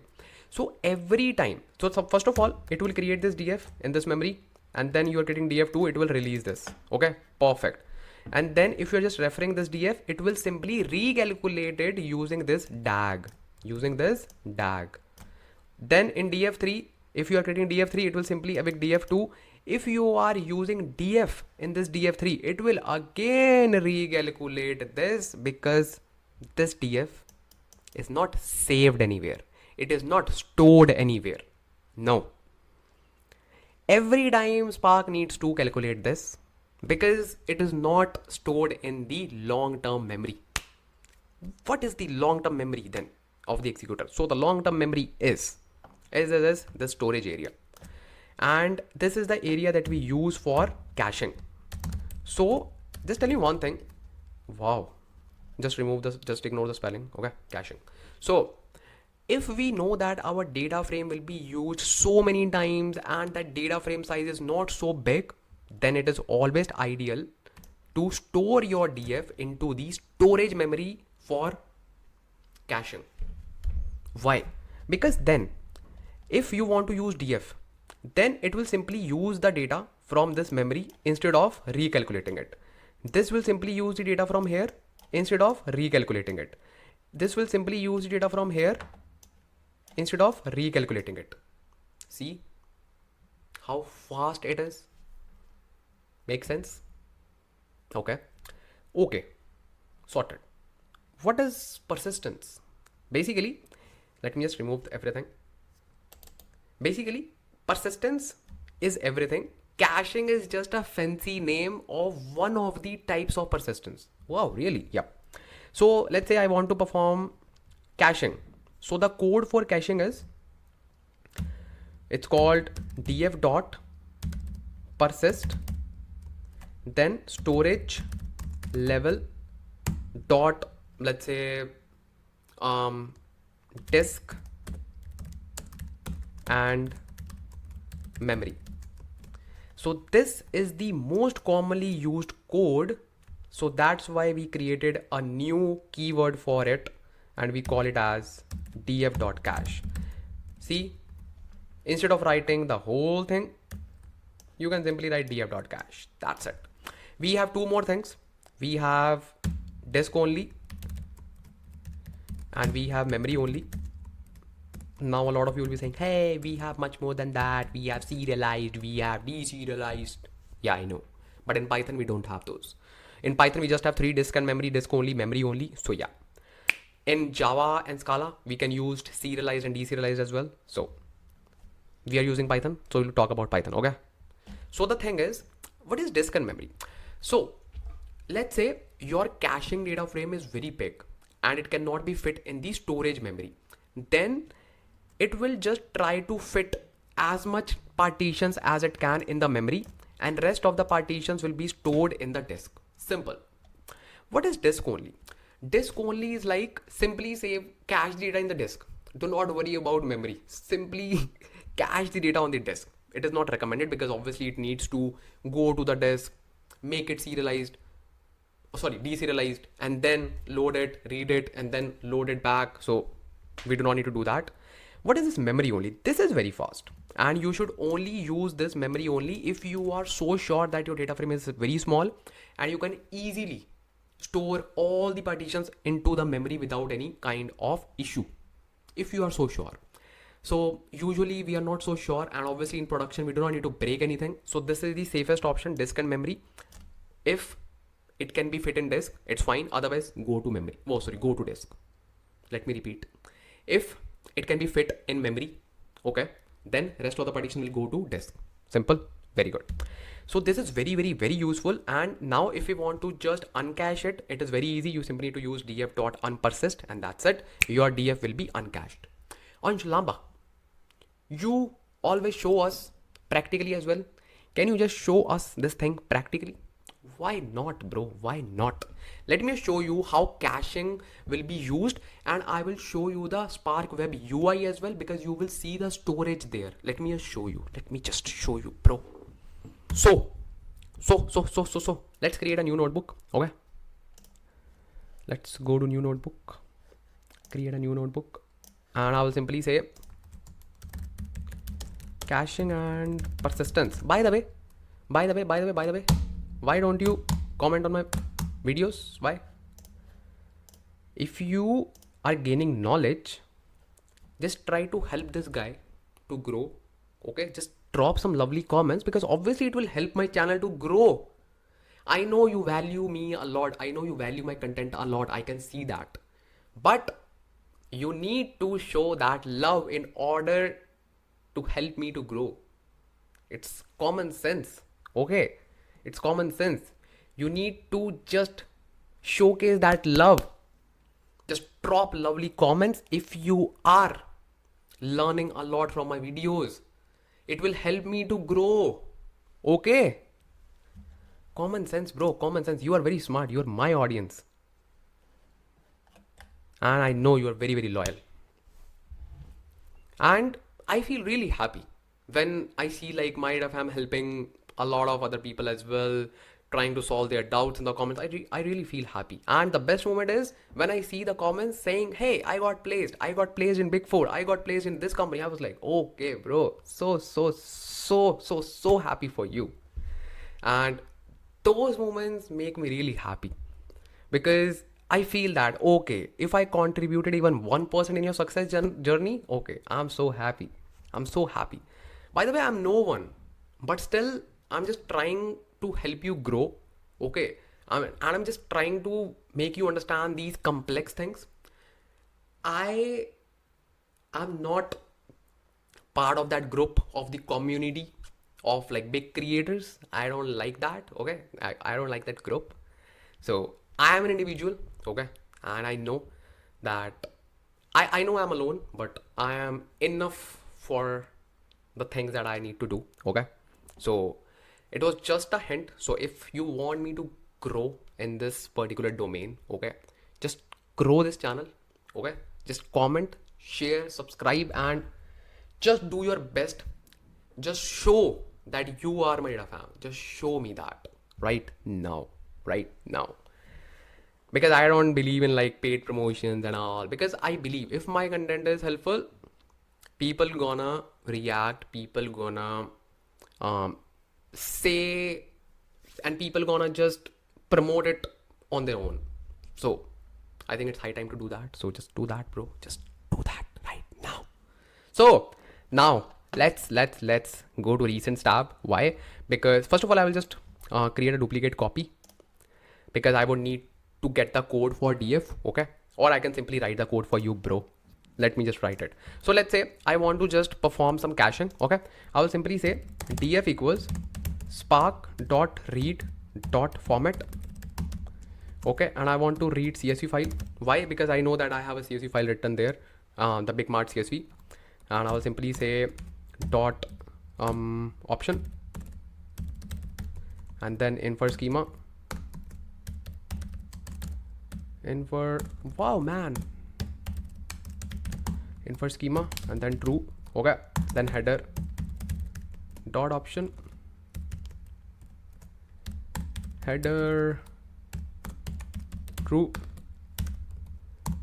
then dot load, And location, I already told you how you can just get the location. Go to dbfs, go to this one, copy path, and just paste it here and remove dbfs. Perfect. Simply load it. Okay, so now let's say I want to just perform a df2 and I just want to perform a transformation, anything. Let's say I want to perform df dot filter and I want to say any filter. What should be the filter? What should be the filter? What should be the filter? What should be the filter? Can I see the data, please? Yes, sure. So scanning optimization. I think I have the output of the data.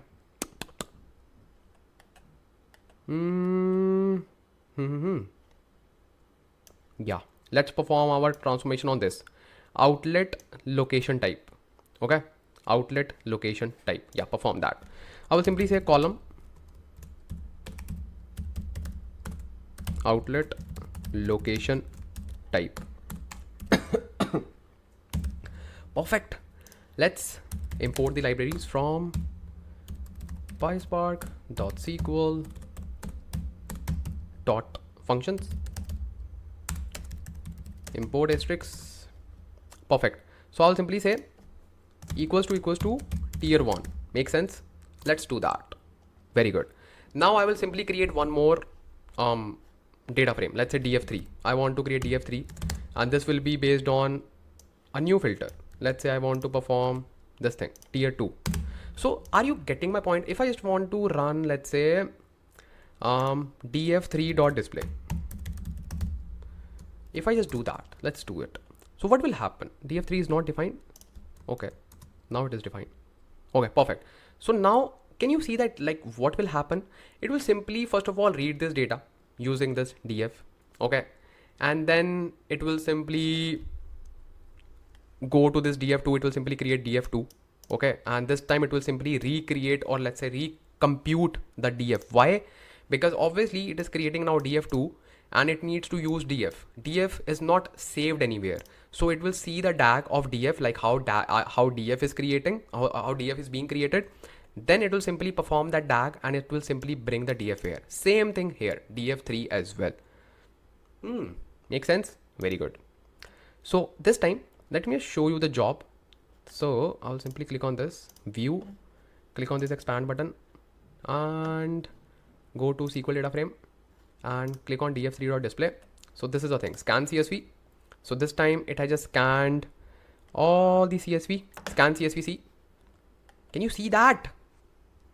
Can you see that? Files read 1. Yes, because we just have one CSV file. Makes sense. Very good, very good, very good, very good. Now it has just filtered the records. Okay, 2785 and then display command. If you just go to storage, what you will see? Nothing. This is the storage of our executor, and for now we do not have anything because we haven't cached anything. Let's cache it. Let's cache it. So how we can just cache it? Let's say I want to perform dot cache. Okay, if I run this, okay, and then if I just run this, and if I just run this now, what will happen? Let me show you, baby, what will happen. Click on this 66 job, click on this expand button, click on this SQL data frame, click on this, and you will see scan CSV. Perfect. And how many file? Obviously 1. And in memory table scan, it is saying this thing. So now it is scanning from in memory table as well. What is in memory table? This is the thing. Click on storage. This time you have your df created here. Got it? Got it, got it, got it. So are you getting my point, like how things are being done now? As you can see, the size as well, 406 KB, and fraction cached 100% because data was small and it just cached all the data, and cached partition is just 1 and 1 times replicated. This is the by default thing. Okay, because in persist, we have something called as disk and memory 2 as well. It means 2 times replicated, but we are just fine with 1 time replicated. So this is the area. Now you have just actually cached this particular df. Okay, now it has cached this particular data frame. Makes sense. So if you just go to SQL data frame, you will actually see like what actually happened in this particular df3.display. So it is now referring to this table scan as well. Okay, makes sense, makes sense, makes sense, makes sense. Okay, makes sense. So now you will be saying, hey, let's say I want to remove this. I do not want to just keep it for like other applications. So you can simply say df dot unpersist. That's it. Okay, perfect. Now simply go to storage for one more time. See, everything is removed. Perfect. So this is your caching and persistence. Okay, and if you just want to use specific type, let's say memory only, you can perform. Let's say you want to say df dot persist, and you will say storage level equals storage level. What should we pick? I will say storage level dot memory only. Let's say, let's run this. Storage level is not defined. What? Are you using the right code? Storage level dot, oops. Let's run this. Storage level must be type of spike storage level. I think we need to use equals to sign as well. Let me see. Storage level in persist. Simply go to documentation, bro. So let's see what is written here. df dot persist storage level dot. Okay, it is fine. Storage. Oh, S is capital, bro. Oh, S is capital. Oh man. Storage level dot memory only dot disk only. Let me just copy this. Okay, makes sense. Now we don't need to use double quotes. That was just a type of oh man, are you kidding me? Are you kidding me? Maybe I have not imported the library for it. Maybe it can happen. Yeah, I think I just need to bring the library. Yep, storage level. I didn't bring it that. Yeah, perfect. Perfect. Now I'll simply use memory only. Perfect. So this way you can just use so many storage levels and you can actually perform so many caching. So basically caching is not the right term. Right term is persistence, but yeah, caching is very generic term that we use in other IT domains as well. And cache is like quick way to do that. And trust me, most of the times you will be using cache. So that's why caching is more popular than persistence. But persist keyword is like much more flexible, because you can just put so many parameters in that one and so many arguments. So that was all about your caching and persistence. Let's see what do we have next in our Spark optimization, and let me just tell you, it is called dynamic resource allocation, and it's very handy. Let me just tell you what's that. Now let's talk about dynamic resource allocation, and you would relate to it a lot because the example that I'm gonna use is like a real world example. So let's say, first of all, dynamic resource allocation is something that I think in the modern application it is auto enabled, but yeah, when we were used to use Spark submit command, so even before like this dynamic allocation, just forget about what is this. So let me just tell you one thing. Let's say you are a developer. Okay, you are a developer, and this time it's a boy because we created one girl, so I believe in equality. Okay, so let's say you are a developer. You are requesting some resources from resource manager, or let's say cluster manager. Makes sense? You will be just saying, hey, you need 20 executors, one driver, let's say 100 cores and memory, so many things, right? So many things. Now if you are using static resource allocation, what will happen? All these resources will be logged for you. So these resources will be available for you till the time you kill your application. That means even if your application is not using all the resources throughout the application processing, it will be locked for you. You'll be saying, wow, that's so good. Yeah, that's good. But let's say there is another developer who wants to just submit a Spark application but can't. Why? Because you are consuming, let's say, almost 90% of the resources, but that developer needs at least 50% of the cluster. Then this developer will come to you. Hey bro, I want to just submit my application. Can I just do that? You will say, hey, just get lost. I'm just running my application. So that can happen, right? Or let's say there is a female employee comes to you, and then she will just say, hey, can you just please make some resources available? Then you will say, yeah, why not? I can just run my application later on. And just kidding. So by the way, you do not need to just perform those things, right? You obviously do not need to perform those things, right? So what's the best solution of this, where you do not need to lock the resources, but actually you need those resources at some point of time, but after some time you do not need that? So what's the solution? The solution is dynamic resource allocation. Okay, so what happens in dynamic resource allocation? You will simply put your demand to your cluster manager. You will say, I want, let's say, executors 10. Okay, 10 executors. Let me use blue color. You need 10 executors, but this time you will say, I want to make my request dynamic. Okay, that means I do not want to lock my resources.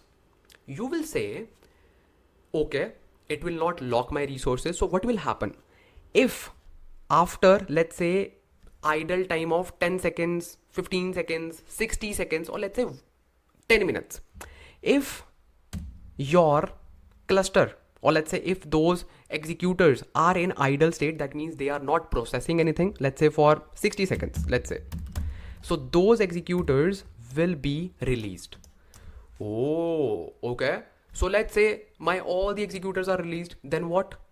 How I will just process my data? Let's say my out of 20, my 19 executors are released. Now I want 2 more to process my further data. So that's where you need to calculate some kind of, you can say, processing power that you will be needing, computation power that you will need. So you will say, hey, I want at least 2 minimum executors. That means even 2 executors are in idle state for more than 60 seconds, they cannot be released. Why? Because you have specified that minimum executors will be 2. Minimum executors will be 2.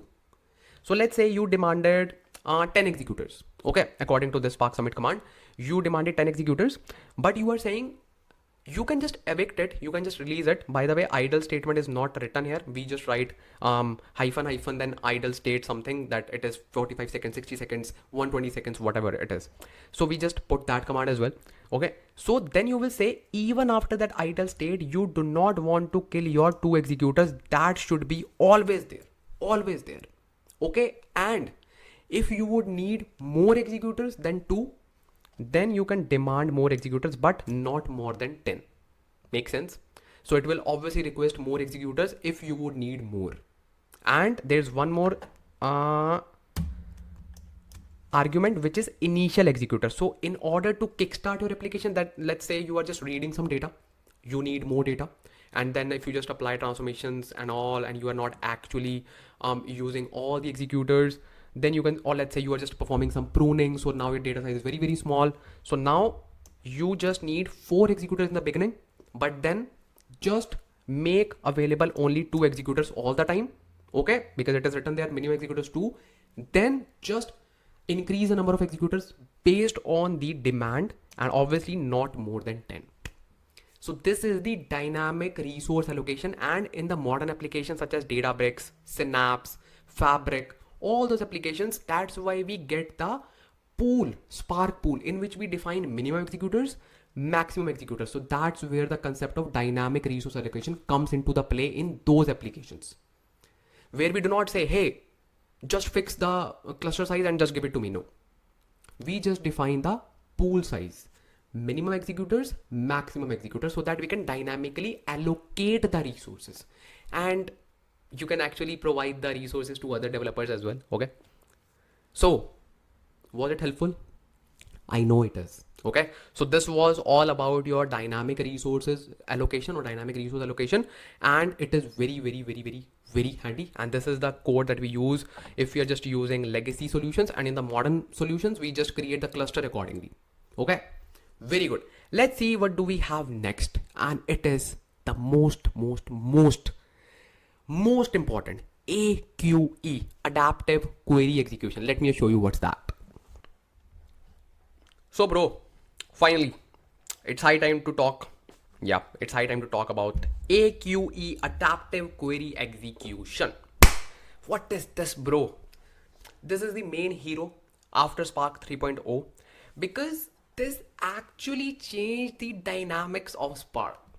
And this actually added so many optimization techniques and actually solved a lot of problems.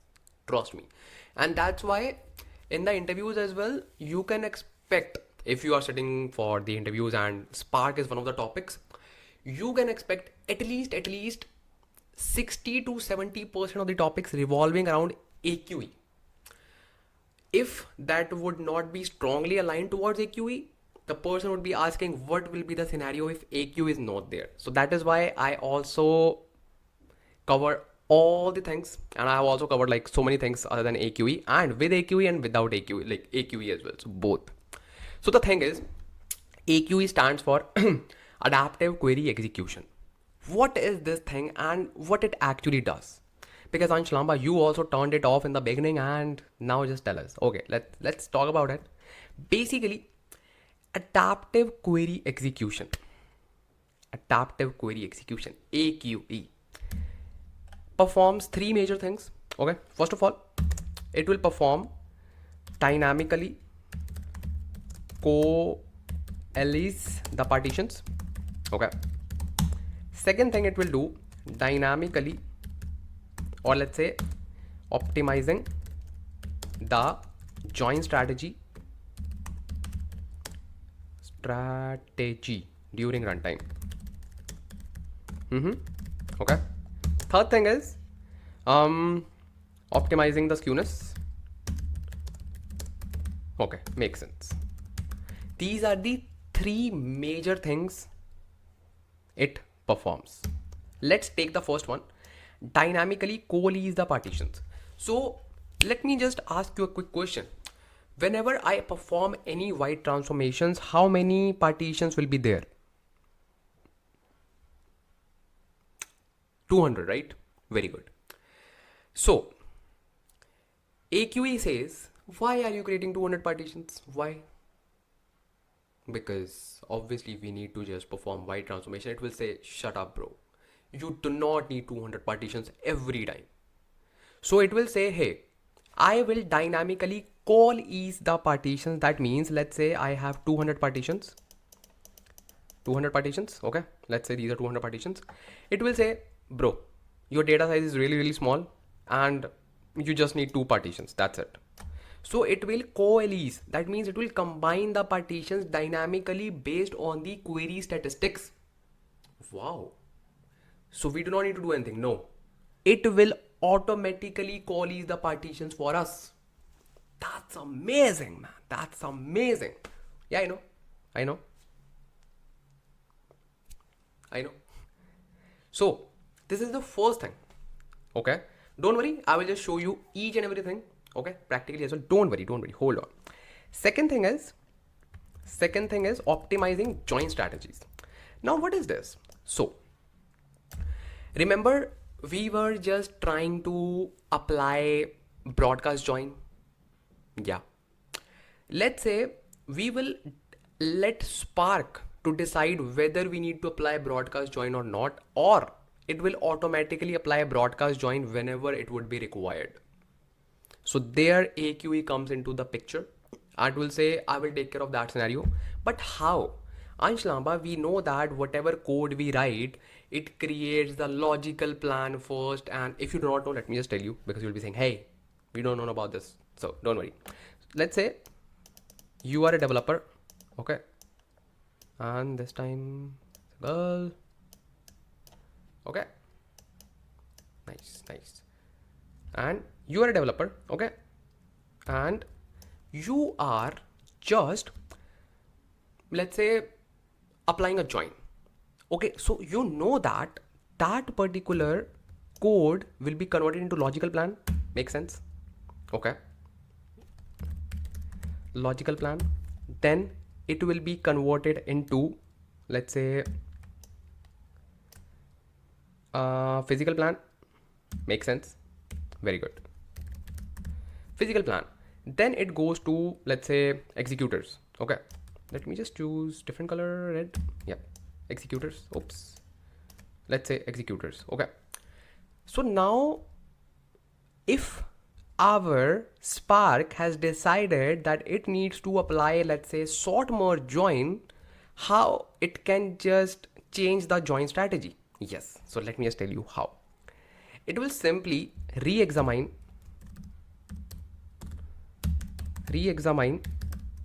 the plan, and it can revisit to the logical plan, because let's say you had two big tables, 1, 2, but after, let's say, you are just using some filters, and the moment you are just actually submitting your join strategy, like let's say joining code, during runtime the second table is really small. So that's where AQ will say, hey, you do not need to apply sort merge join, you do not need to apply shuffling. We will simply use broadcasting. We will simply use broadcast join. Why? Because I have examined this particular query during runtime. Wow, very good. Now, optimizing the skewness. Let's say you are a developer. Okay. Okay, this time we'll draw a boy. Okay.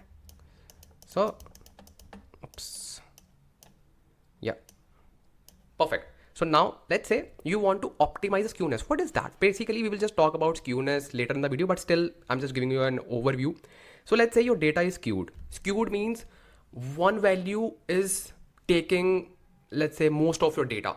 Let's say you have a data for customers, and customer ID 1 is like repeating many times, and it is taking, let's say, at least 75% of the data, 3/4 of the data, let's say. So in those particular scenarios, your partitions will look like this. Your partition will look like this. This will be the partition for customer ID 1. Okay. And this is the partition, let's say, rest of the IDs. Okay. Let's say 2, 3, 4, 5, 6. Okay. So in this particular scenario, this partition is really big and it is skewed, which can lead to the issues such as driver out of memory error. We will talk about it later in the video, how we can just overcome this. So basically this skewness can be overcome by AQE. How? So in AQE, what it can do, it can simply break your partitions into multiple small partitions. Okay. And by the way, it is not easy to just break the partitions like this. No, there are some conditions that it needs to verify first. Let's say your data should be more than 5 times of the median of the whole data. There are some rules. So if those rules are being met, it will simply break your partition, which is skewed, into multiple partitions. And this way, there will be no OOM, that is out of memory error. Got it. So this is your adaptive query execution. Ansh Lamba, we want to see this in demo because this is really interesting. I know. Let me just show you. So bro, we are back on our Databricks notebook. Let's create a new notebook and let's name it as AQE. Okay. So let's create the cluster, like just attach it. Okay. I will simply, first of all, yes, we will just turn off the AQE, don't worry. So first of all, I will simply turn off the AQE. Let me create a text, make it bold, turning off the AQE. Okay.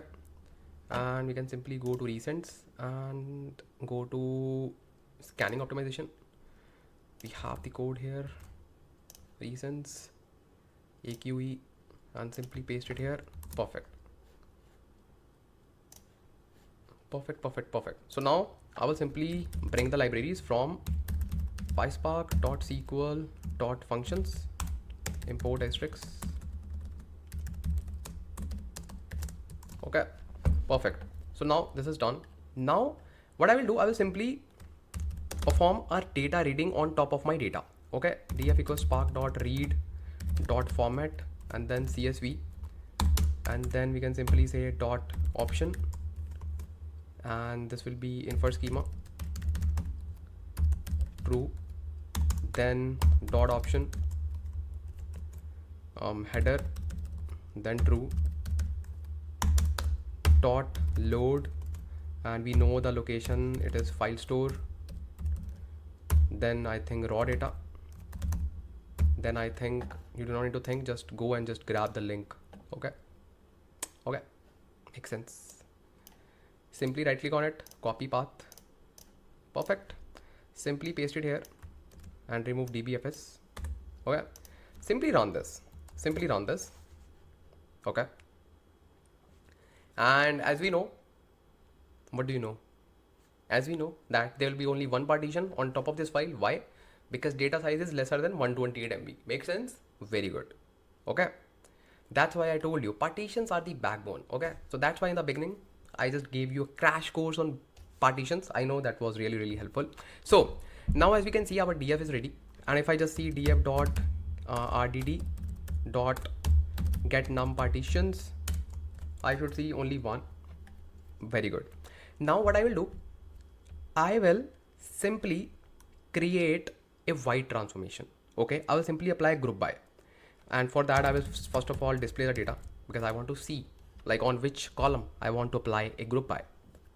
So what I will do, I will simply apply a group by on, let's say, item fat content, and I want to see how many are low, how many are regular, and how many are whatever the third value or fourth value is. Like I want to just see everything. Okay, so how we can just do that, I will simply say df equals, or let's say df new. Okay, df new equals df dot group by on which column, item fat content. Okay, item fat content, and then I will simply say dot count, because I just want to find the count, and then I will simply say df new dot display. Make sense?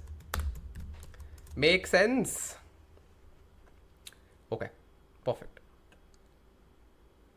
So your Spark job is almost done.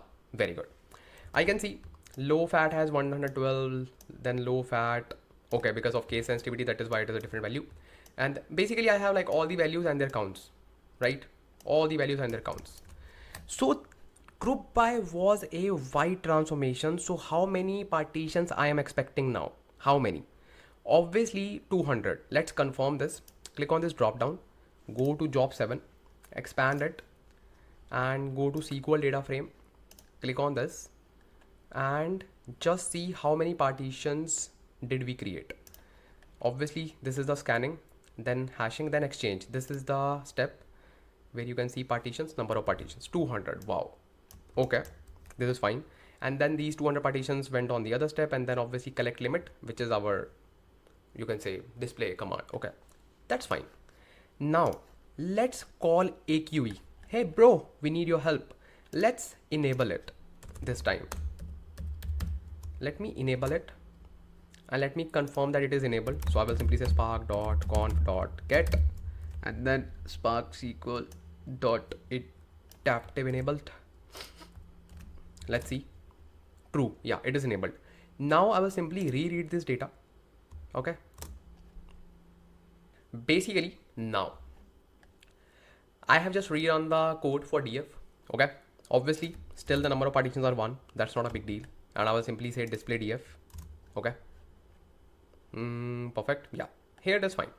Now I will simply apply white transformation for one more time, and I will just show you the change this time. Just go to this job 12, click on this expand button and go to SQL data frame. Click on this, and I think it is the latest one, right? Yeah, I think so. Yeah. So now this time you will see something called as AQE shuffle read after exchange command. So let me show you what it has done. First of all, these were your 200 partitions. Makes sense. But AQE came into the picture and it converted those 200 partitions into only one partition. Wow! This is so amazing. So that means your 200 partitions are replaced by just one partition. Wow, man. Wow. And obviously you can see adaptive Spark plan. Wow. And now I'm going to explain this topic in detail and I will just actually tell you what actually happened. So basically, let's talk about before AQE. Before AQE, as we know that we had, I think, total 5 records, if I'm not wrong. Let me just confirm. 1, 2, 3, 4, 5. Yeah, we had 5 records. So before AQE, when we didn't enable it, in order to apply group by, we need to create one partition for each ID. Make sense? And what is the ID here? Item fat content. Make sense? So that we can actually apply count on each ID efficiently. Make sense? Very good. So one partition for regular, one for low fat, third for low fat with small f, and fourth is for LF, fifth for reg. So these are basically 5 partitions. Make sense? So how many partitions are there? 5. Okay. How many total partitions we create? 200. Are these 200 partitions? No. So where are 195 partitions? So basically they are here. So there are, see, these are the 195 partitions. Let me just ... So these are the rest of the 195 partitions. But these are empty partitions because we do not have any kind of key to populate in these partitions. So when AQE was not enabled, obviously these were the 5 partitions. Okay, these were the 5 partitions, but there were 195 partitions more. We know that these were empty, but still we were wasting our resources to scheduling these tasks and sending these to the codes, because obviously the partitions are there. We know that codes will not be doing anything, but still you are wasting your resources and orchestrating these things. But when we enabled AQE, it said, first of all, remove these empty partitions. First of all, kick these partitions out, and let's talk about these 5 partitions. AQE is saying, hey, do you really need 5 partitions? Data is really small, so it simply coalesces these 5 partitions into one. That totally depends upon the data size. It can coalesce into 2, it can coalesce into 3, but yeah, it will totally depend upon your data size. So in our case, it coalesced into one partition. This has actually happened behind the scenes. Okay. So this is all about AQE's coalescing the partitions. Okay. Now let's talk about the second feature, which was the optimizing the join strategy. Let's say you are applying the join. Let me just take you to the notebook. Join strategies, optimize joins. So here we have turned off the AQE. Okay. So let's say here, if you are not turning off the AQE, okay, so what will happen? It will automatically, let's say, let's not talk about AQE turn off, turn on. Let me just take you to the real example. So let's say you are working in an organization and this is your fact table. Okay. Because then you will understand better. This is your fact table. And let's say this is your dimension table. Okay. This is your dimension table. So initially when you were applying join, both tables were large in size. Let's say this was of 1 GB. Okay. And this table was also of 1 GB. Okay. But you applied some pruning, you applied some filters, and you just actually filtered out so many things. And now actually during runtime, the size is just 5 MB. Runtime. Okay. During runtime. And this is normally like of 1 GB. Okay, makes sense. So now AQE will say, instead of applying sort merge join, because obviously according to the plan, they were just planning to apply the sort merge join because both were big tables. But during runtime, this table was actually reduced to 5 MB only. So now Now AQ will say, hey bro, come here. Are you really rich?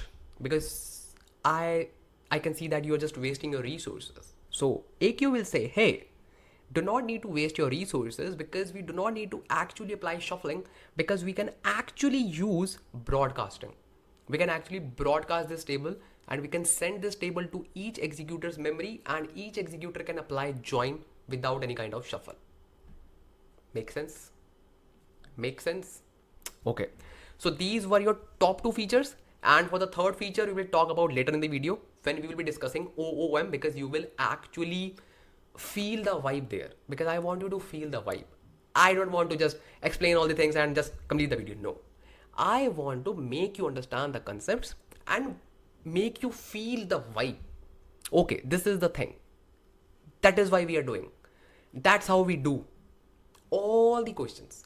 How, what, when, all the WH family, all. Okay. So this is all about your AQE. Now, let's see our next optimization technique that we have, and it is called dynamic partition pruning. You will say, hey, we have already discussed partition pruning. Yeah. Now, what is this dynamic partition pruning? Well, this is really, really important, and I will just tell you how you can just also perform dynamic partition pruning, and I will just make you understand this topic. Don't worry. Let me just tell you what's that. So, bro, let's talk about dynamic partition pruning. And I'm really hungry. I haven't eaten anything since the morning, so I have made the coffee.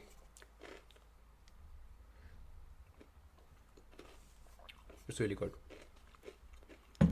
Okay. Now let's talk about dynamic partition pruning. Dynamic partition pruning is just the advanced version of partition pruning that you can apply. Ansh Lamba, just give us the vibe that makes us understand everything. Okay, so let's say you have a data frame, okay, on top of your data, let's say df1, okay, and this df is saved. Basically, this df data is saved in the form of partitions, or basically you can call it as partition data. Let's say I have partition 1, partition 2, partition 3. These are basically the folders. Remember, we created the folders, and within that we have files. Okay, makes sense. Awesome. And we know that if we just filter the data based on these partitions, we just get the filtered partitions. We do not scan all the partitions. That is called partition pruning, and we know that. Okay. Now, let's say I want to apply a join with another table. Okay, and this is called df2. And in this, we do not have any partition. We just have one file. That's it. And let's say just one CSV file. Okay, makes sense. Just telling one thing. If I write the code like this, df1 dot filter, okay, and apply some filter condition, then I just say dot join, blah blah blah.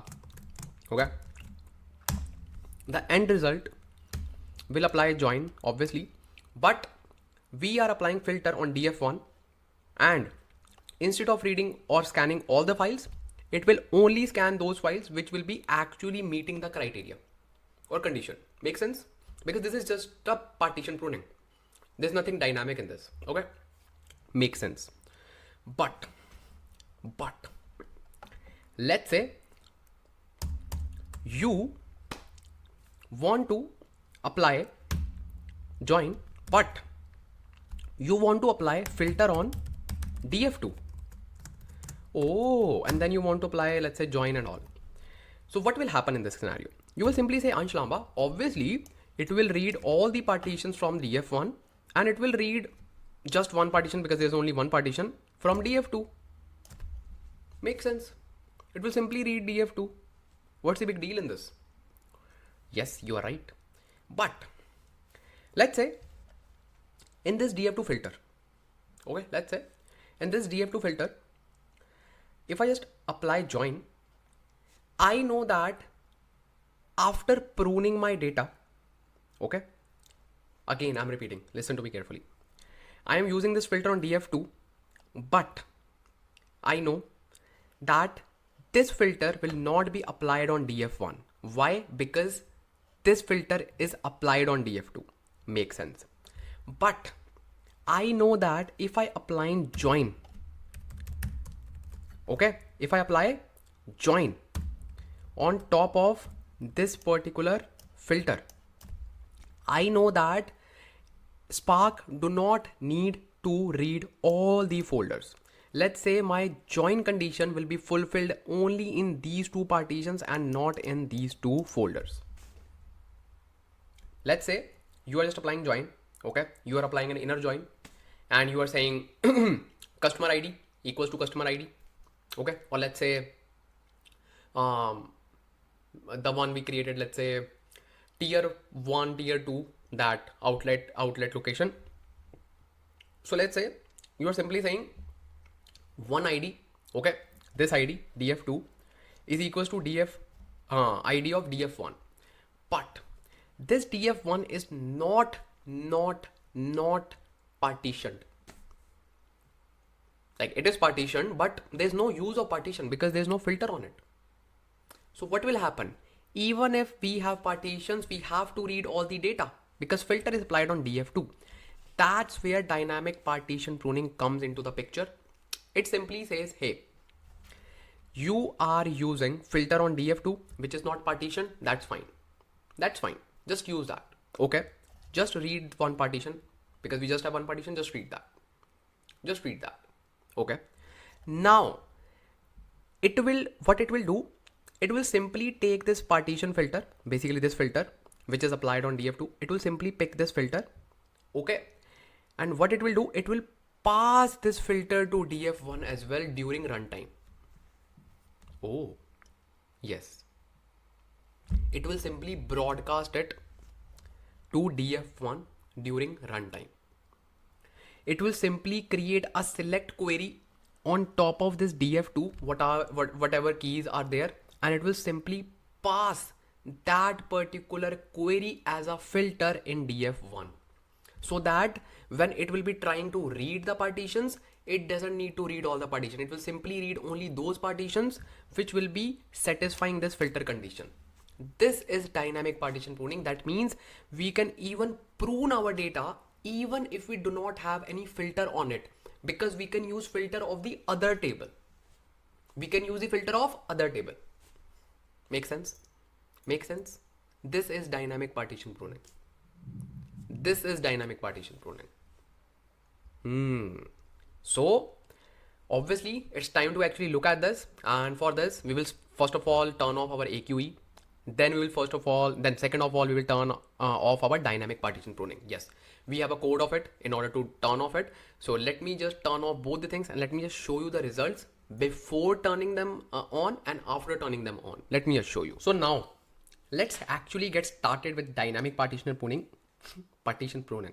So basically, first of all, I will simply turn off my AQE, DPP and auto broadcast, which is like adaptive query execution, dynamic partition pruning and auto broadcast. Okay. First of all, we will simply run these two cells, and now let's actually prepare the partition data. So what I will do and how I will prepare my data. So as you know that if I just go to my DBFS, I have this file, and we know that we can just simply use this file, but actually not. We cannot simply use this file because we do not have any kind of primary key. So in order to create any join, we first need to create a primary key. So what I will do, I will simply read this data and I will create two destinations, one with partition and one without partition. Okay. In order to just show you like how will this work. So I will simply read this data. Let me just copy this. Okay, perfect. So I will simply say, even before partitioning, let me just read this data. So df equals, let's say, spark.read.format and CSV. Then I will simply say dot option header true, then option, and then infer schema true, and then dot load. Simply load this data. Okay, and then I will simply say df dot limit, let's say just top 8 records, let's say dot display. What's that? Oh, dot inverse schema. Oh, I just added 2 backslashes. Okay, so now in this, in the top 8 records, I think we do have one primary key, which is item identifier. Let me just confirm. Yes, we do have primary key, which is item identifier. So what we can do, we can simply use this data of just 8 records. So I will simply say df equals df dot limit 8. That's it, because we do not need to worry about anything. And then we will simply say df dot display. And now I want a good candidate to select for partitioning. So, okay, I think I have, so I have good candidates such as this one, outlet type, because we have type 1, type 2, and grocery store. 3 values, basically 4. We have supermarket type 3 as well. So this will be a very good example. So let's write this data in the partition form. I'll simply say df dot write dot format. Okay, format will be Pocket. Let's write it in Pocket, and then simply say dot mode. Mode is append, then dot option path, and path will be, let me just copy this and let's save it in raw data, and within, let's say, dpp partitioned. Makes sense? Dpp partitioned, and we need to make partition by call, partition by on this column, which is called outlet type. Make sense? Very good. Outlet type. Okay, let me just say dot save. Perfect. Oops, what's wrong with this? Oh, backslash. Perfect. So this is my partition data. No, oh, it's not outlist, it outlet. So this is my partition data, where we have data in the form of partitions, and let's verify this. So we have this folder dpp partition. Perfect. We have partitions 1 2 3 4. Perfect. So now let's create non-partition data. Let's say non-partition data. I want you to understand everything. That's why I'm just writing everything in front of you. Non-partition data, and I will simply copy this code, and I will simply remove the partition by command, and that's it. And I will simply say non-partition. Make sense? Any doubts? Obviously not. So now we need to create 2 data frames, one on partition, one on non-partition. So how I can just do that? It's very simple. We simply need to write data frames. Okay, so df1 is partition, right? Because we are just taking the same example as we just saw in the slides. So spark dot read dot format. Format is Pocket. Then dot load. Oops, I just want this location, and here we go. Oops,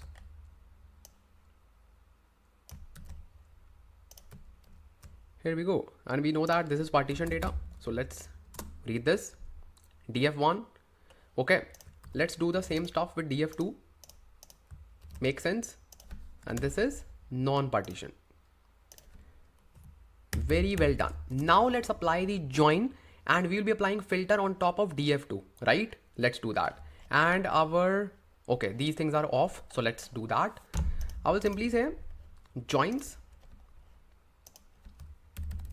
Okay, and I will simply say df join equals df1 dot join, and on df1 we are not applying any filter. On df2, yes, we are applying a filter on column called outlet type. Outlet type equals to, let's say Supermarket type 1, or let's say grocery store. Let's say grocery store. Okay, grocery store. Okay, perfect. Let's do that. Equals to grocery store. Make sense? Makes sense. Grocery store. Perfect. And obviously the filter condition will be df1 of item identifier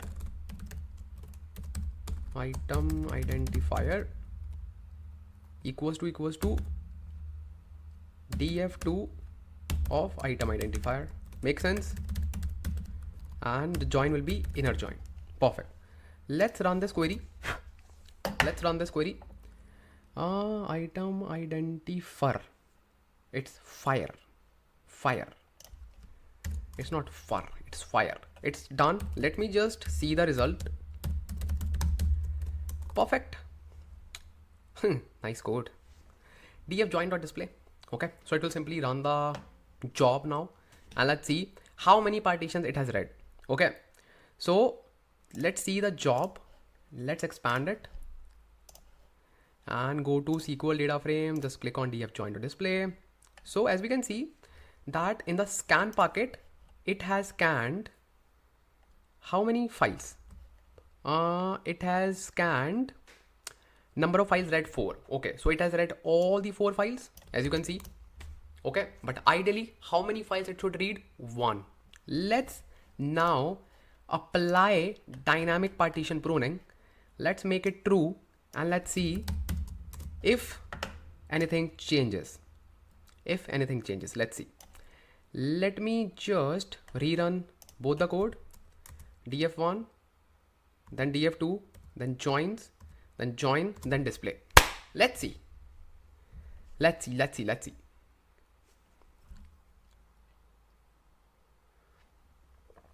Now I want to see this. I'm really excited to see the result. Okay, let's see the scan packet. So this time, how many files it has read? 4. Why? It should have read only 1 file. Why 4 files? Let me just check. So I think I know the reason behind it. So the thing is, first of all, I forgot to mention one thing that, and it just skipped from my mind as well. So whenever we just want to perform this kind of dynamic partition pruning, the joining condition, the joining column, like partitions should be built on top of that particular column.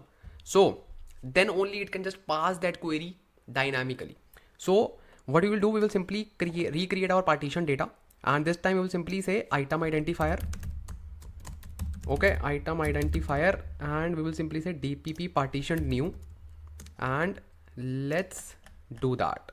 So I'll simply run this code. Okay, perfect, and it will simply take some time.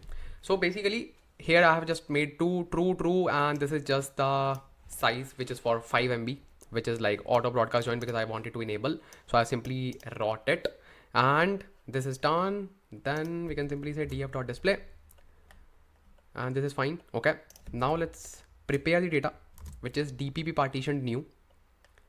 Okay, and this is fine. This data is fine, which is here, because this is obviously non-partitioned. So what we will do, we will simply recreate the join, that's it, and we'll simply apply the join on new, that's it. df1, and it should be done. Yeah, it's done. Then df2. Okay, and then we simply need to apply the obviously filter on top of our item identifier. Oops, let's say I want to filter item identifier based on fda15. Let's see, fda15. So fda15. Okay, and this is fine, everything is fine. Now let's see the results.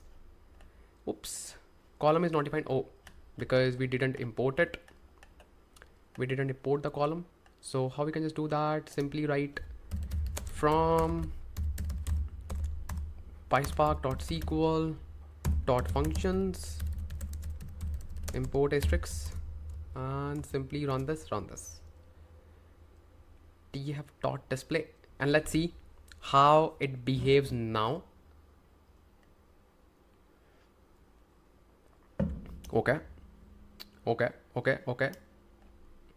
Okay. Everything is fine. Okay. Okay. Okay. Okay. Okay. Let's see.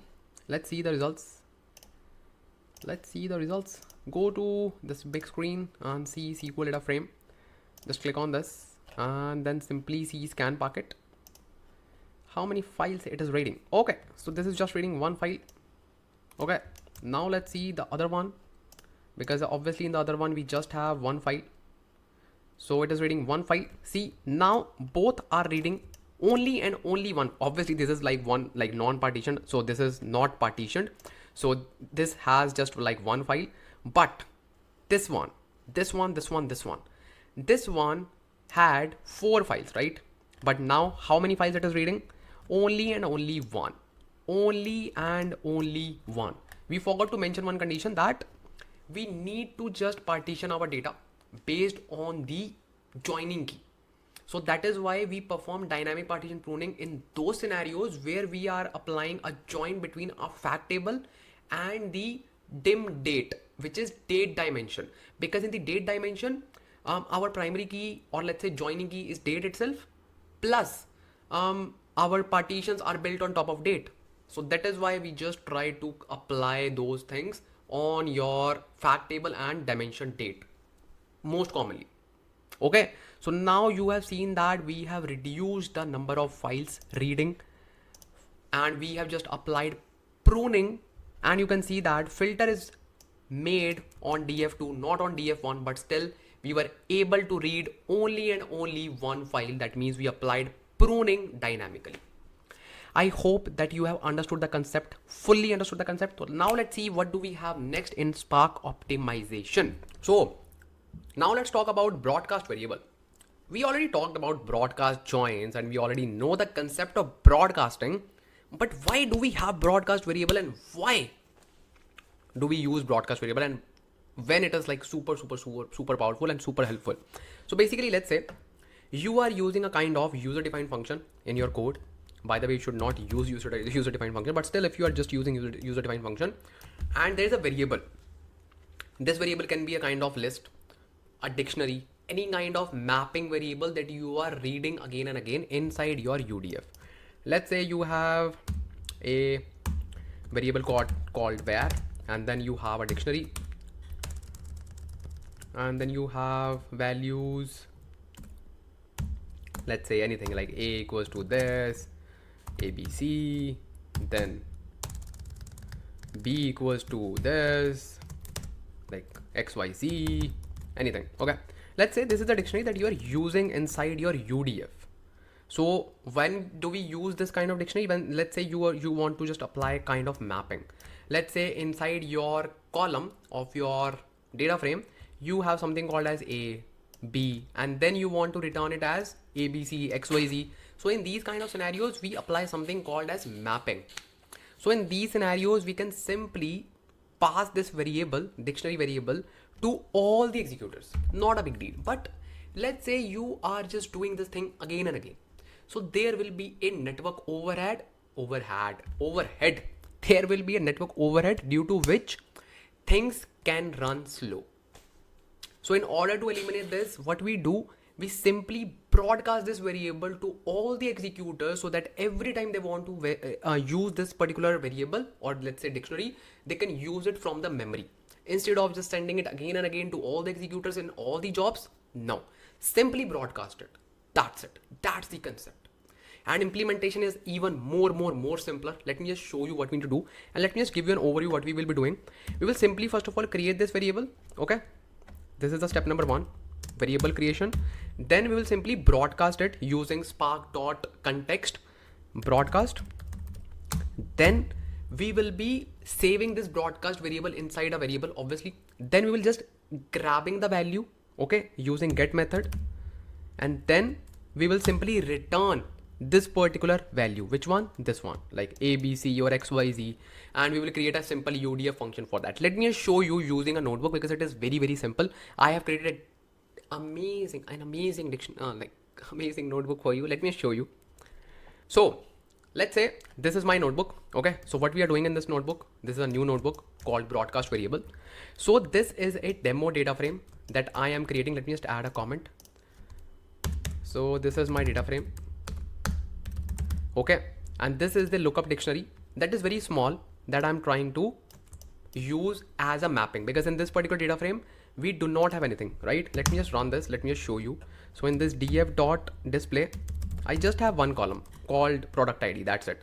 And I want to populate the product names based on this particular dictionary. That's it. That's the whole concept. So what we will do, we will simply broadcast this variable using spark.context. So this is used to broadcast it, broadcasting the variable, dictionary variable, dictionary variable. Perfect.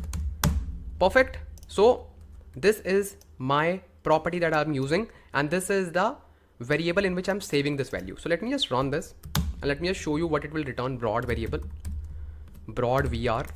So it will simply return nothing. Then we simply need to say dot value in order to see the value. See, this is the dictionary that we have.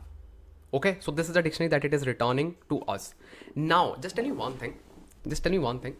In order to grab the value, let's say I want to grab the value for 1001. How I can just get that? I will simply say broad variable dot get, and value will be 1001. Let me just run this. I will get iPhone.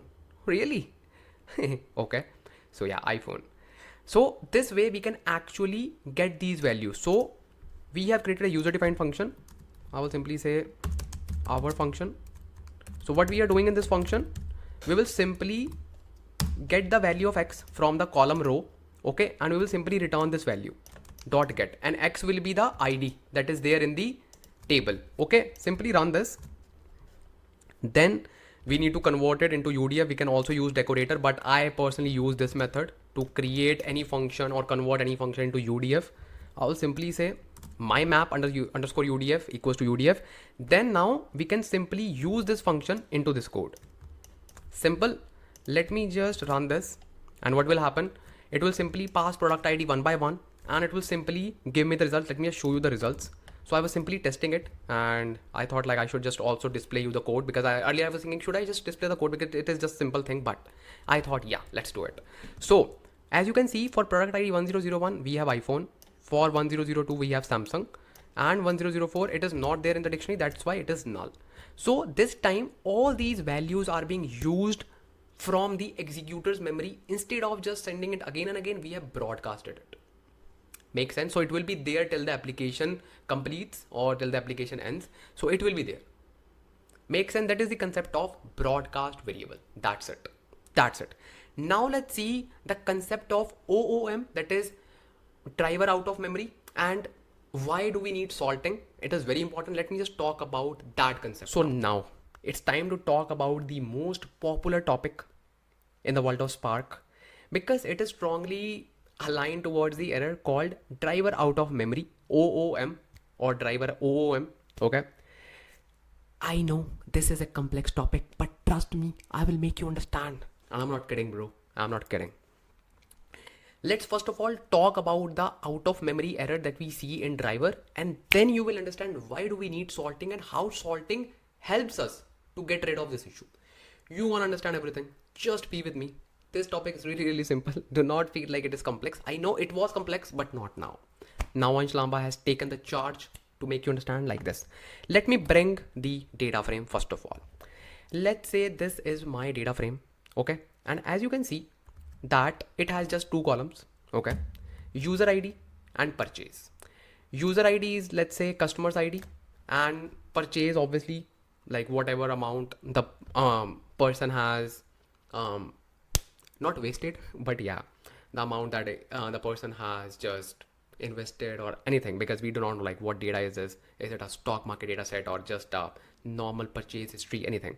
So for now we just know like this person has made a purchase of $100. That's it. Okay, now this particular person is the best customer. Let's say this customer is the best customer, and this comes to your shop a lot of times. Okay, just imagine, just feel the vibe. Okay, so in your transactions table, you have user ID A coming so many times, or let's say even 80% of the data is just about customer A. Yes, because you have the best customer, and just imagine that this customer is the best customer. Okay, so now what happens? Now let's say I want to apply a kind of group by or any wide transformation. Let's take an example of group by. Okay, I want to apply group by. So as you know, what happens? It will simply create one partition for every user ID. Make sense? All the other partitions are fine. Let's say user ID B, C, D, E till Z or Z, whatever you like. Okay. But this customer A is so huge. 80% of your data is just being covered by user ID A. So this partition will look like this. This is user ID A.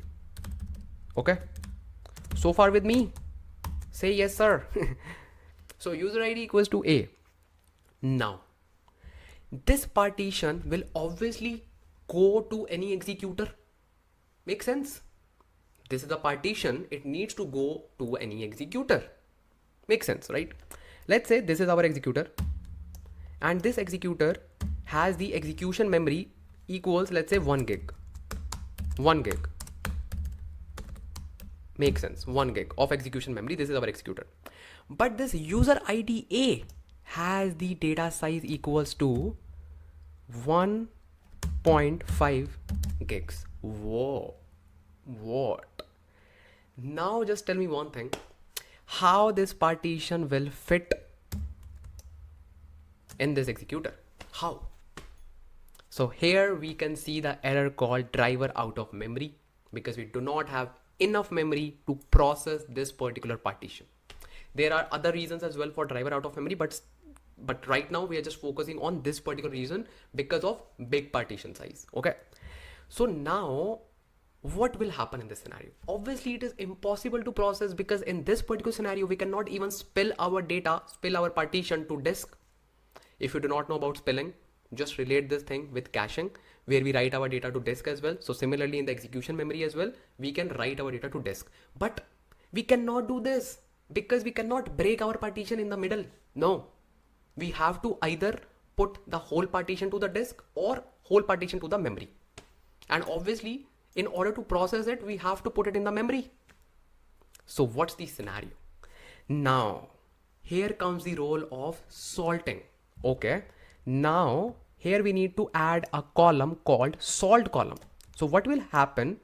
We will simply try to add some numbers, or let's say anything, in order to break this particular partition into smaller chunks. So this salt column will look like this. Let's say salt, and let's say I am adding 0, then I'm adding, let's say here 1. Okay, then here I'm adding again 0. So this will be random, but I can select the range, but again the numbering will be random. Okay, but range I can select it. Let's say 0 to 2, 0 to 3, 0 to 4, but here in this case I'm selecting 0 to 1, let's say. Okay. Then same thing will be applied on B as well, like 0, let's say, and then C will be, let's say 1, any random number to all these values. Make sense? But range I will decide it. In this case I have selected 0, 1. That's it. So what will happen?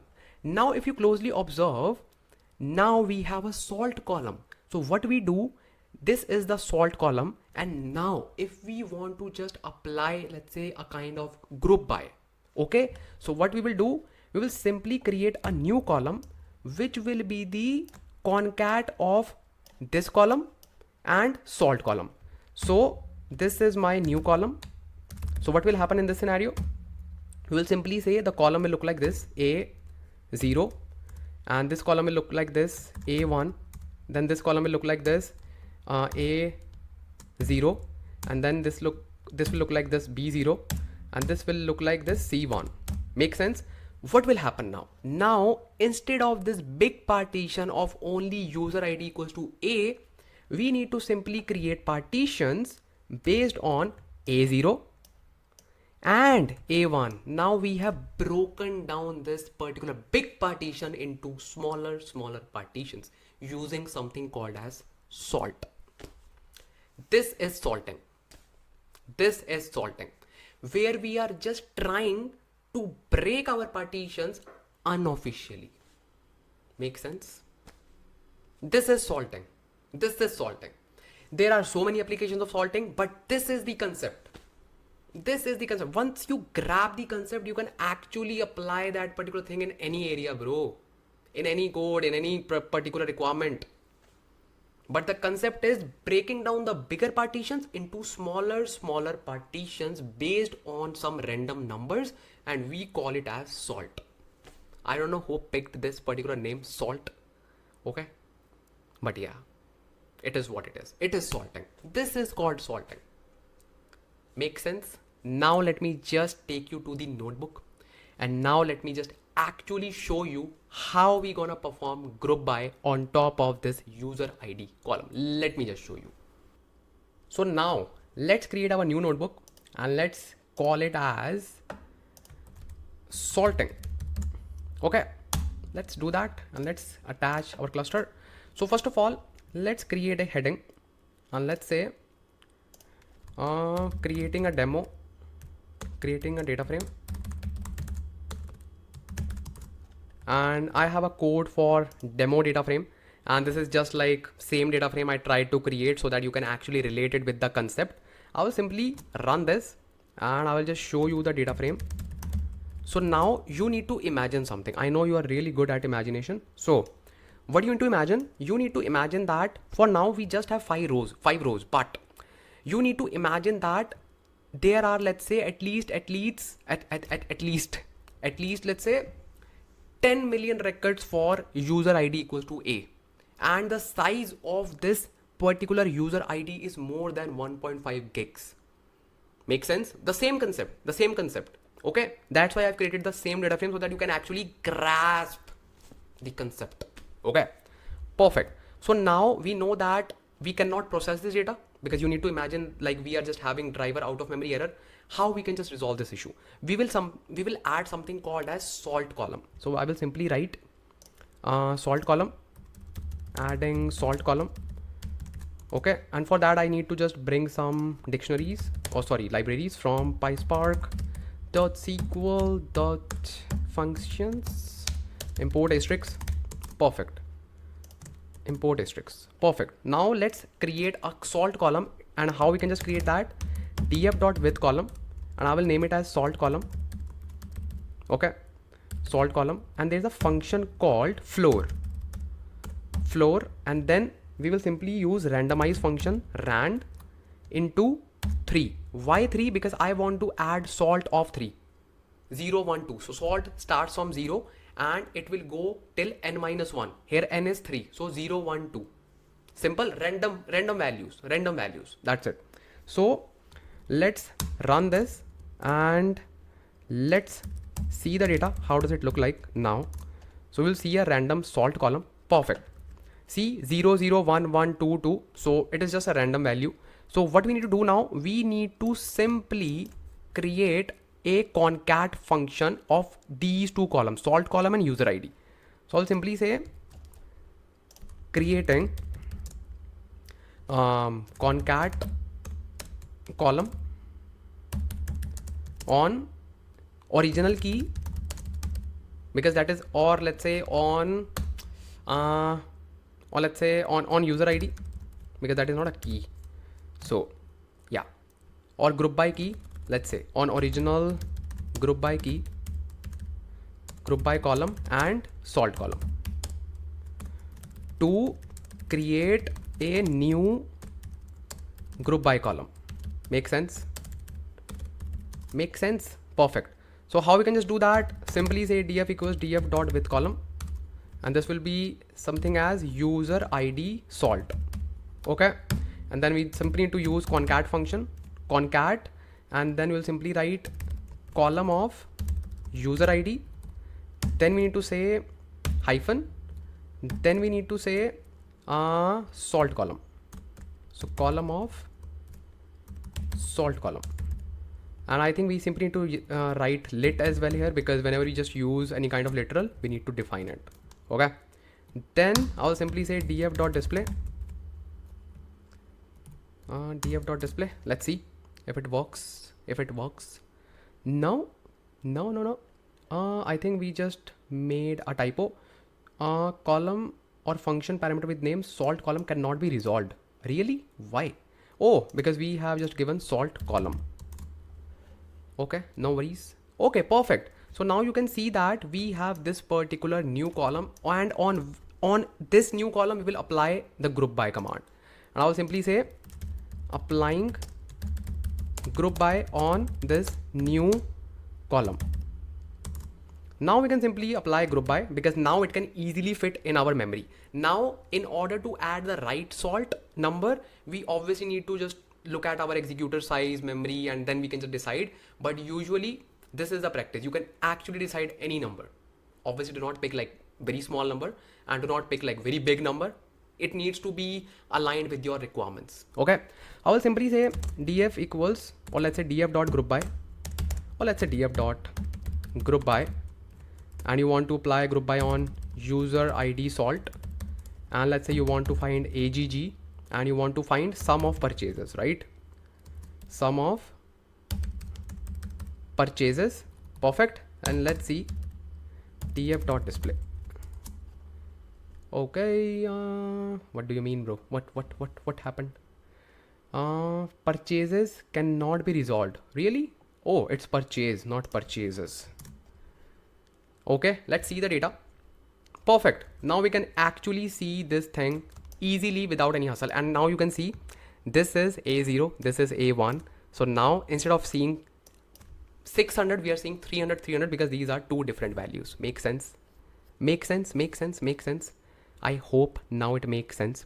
And as you can see that A0 is this and A1 is this. So this way we can actually apply grouping on top of this.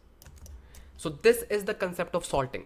You can also do the same thing while applying salting in joins. So there can be like so many applications, but now you are well versed with the concept.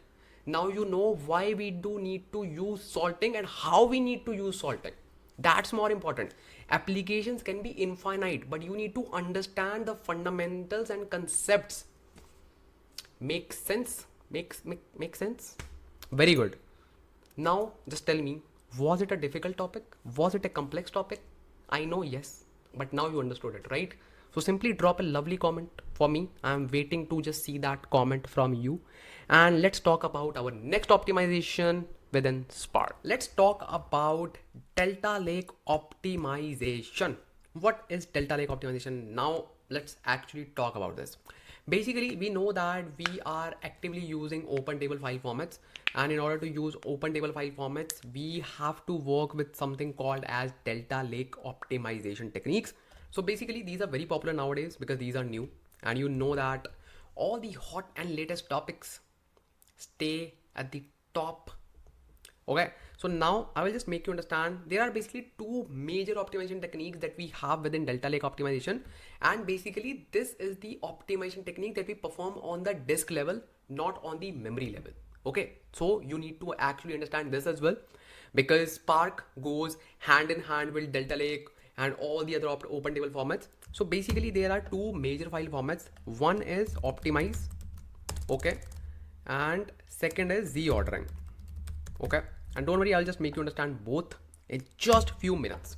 So what is this optimize command? Let me just talk about this first. Let's say you are writing your data in the delta format.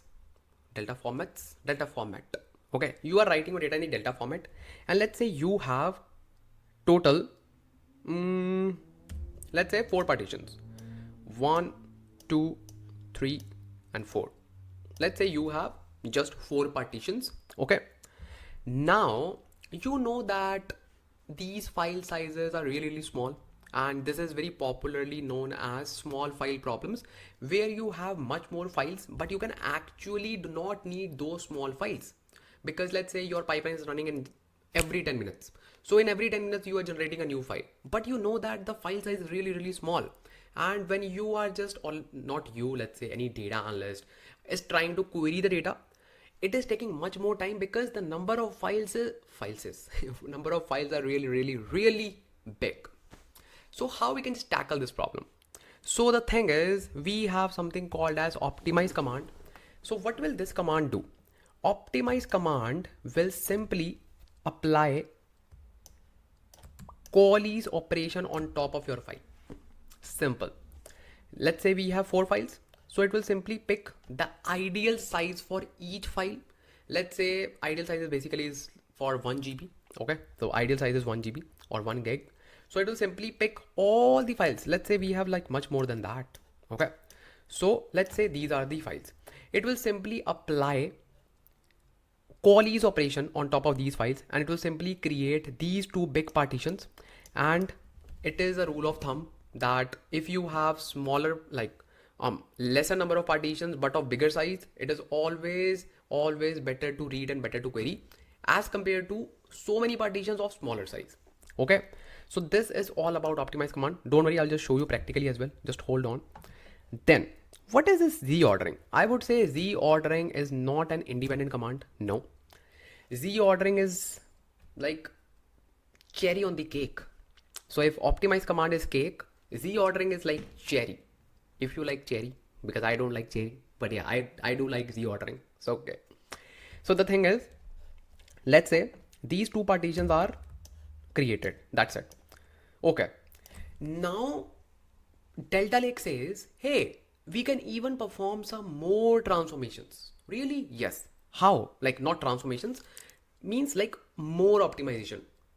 How? So let's say these 2 partitions are ready. Okay, these 2 partitions are ready.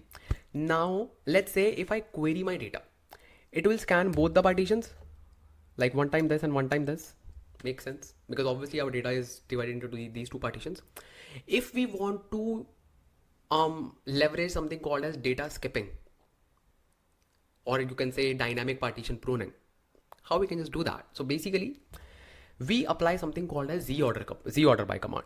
So when we apply Z order by command, what it will do, we will simply say, let's say I am applying Z order by command on top of let's say any date or any customer ID. Okay, I'm applying Z order by command on customer ID. So if I have customer ID here 1, okay, then let's say 4, then 3, here I have 2, 6, 0. Okay, so this is the criteria before Z order by. Let's say I am turning on my Z order by command. So what it will do, it will simply sort my data within the partition and in the whole set of partitions as well. So this data like 1, 4, 3, it will be replaced with, let's say 1 and then 2, then 3, or basically 0, because we have 0 as well. And here we will be having 4 and 6. So now my data within the partition plus overall partitions are sorted. So now if I just query my data, let's say I want to say select asterisk from table where customer ID is greater than 4, let's say. So it will simply go to directly to this partition and it will skip this partition because there is no ID equals to 4, or let's say ID greater than 4 in this partition. Now a quick question can be, how Spark will know that ID equals to 4 is not in this partition but in this partition? How? That's where column statistics comes into the play. So column statistics is a feature which actually calculates the statistics of first 32 columns. It will calculate your min value, max value, median value, and so many other things. So it knows that this partition has minimum value equals to 0, maximum value equals to 3. So Spark is smart enough that it knows if I am querying that customer ID greater than 4 and this partition has the maximum value 3, so common sense that this partition doesn't have customer ID greater than 4. Common sense, right? So that is why it leverages something called as column statistics and it performs data skipping. Don't worry, this is very easy. But yes, in order to grab the end-to-end understanding, you should have like fundamental built already. So now your fundamental is already built. Let me just take you to the Databricks notebook and let me just show you how we can just create this. So we will basically create a delta table, a demo table, and then on top of it we will apply optimize command, and then we will simply apply z order by command. Okay, sorted. Let me just take you to the notebook and let me just show you how you can just do that. Let me just show you. So let's create our new notebook and let me just call it as Delta Lake optimization. By the way, I have created a dedicated video on Delta Lake, so you can actually watch that video as well if you just want to learn everything in the world of Delta Lake and open table formats. Delta Lake optimization, and you will learn everything in the world of Delta Lake there. Let me just show you. I will just show you later, don't worry. Or I will just provide the link in the description. You can definitely watch that video, or simply go to my channel and you will see open table format full course. That is one video. You can actually watch it and you will learn everything. Everything means everything in the world of, let me just show you, bro. Let me just show you. So this is my channel. Okay. So simply go to this video, open table format. This is the like perfect guide in order to become a pro in Delta Lake and basically open table formats.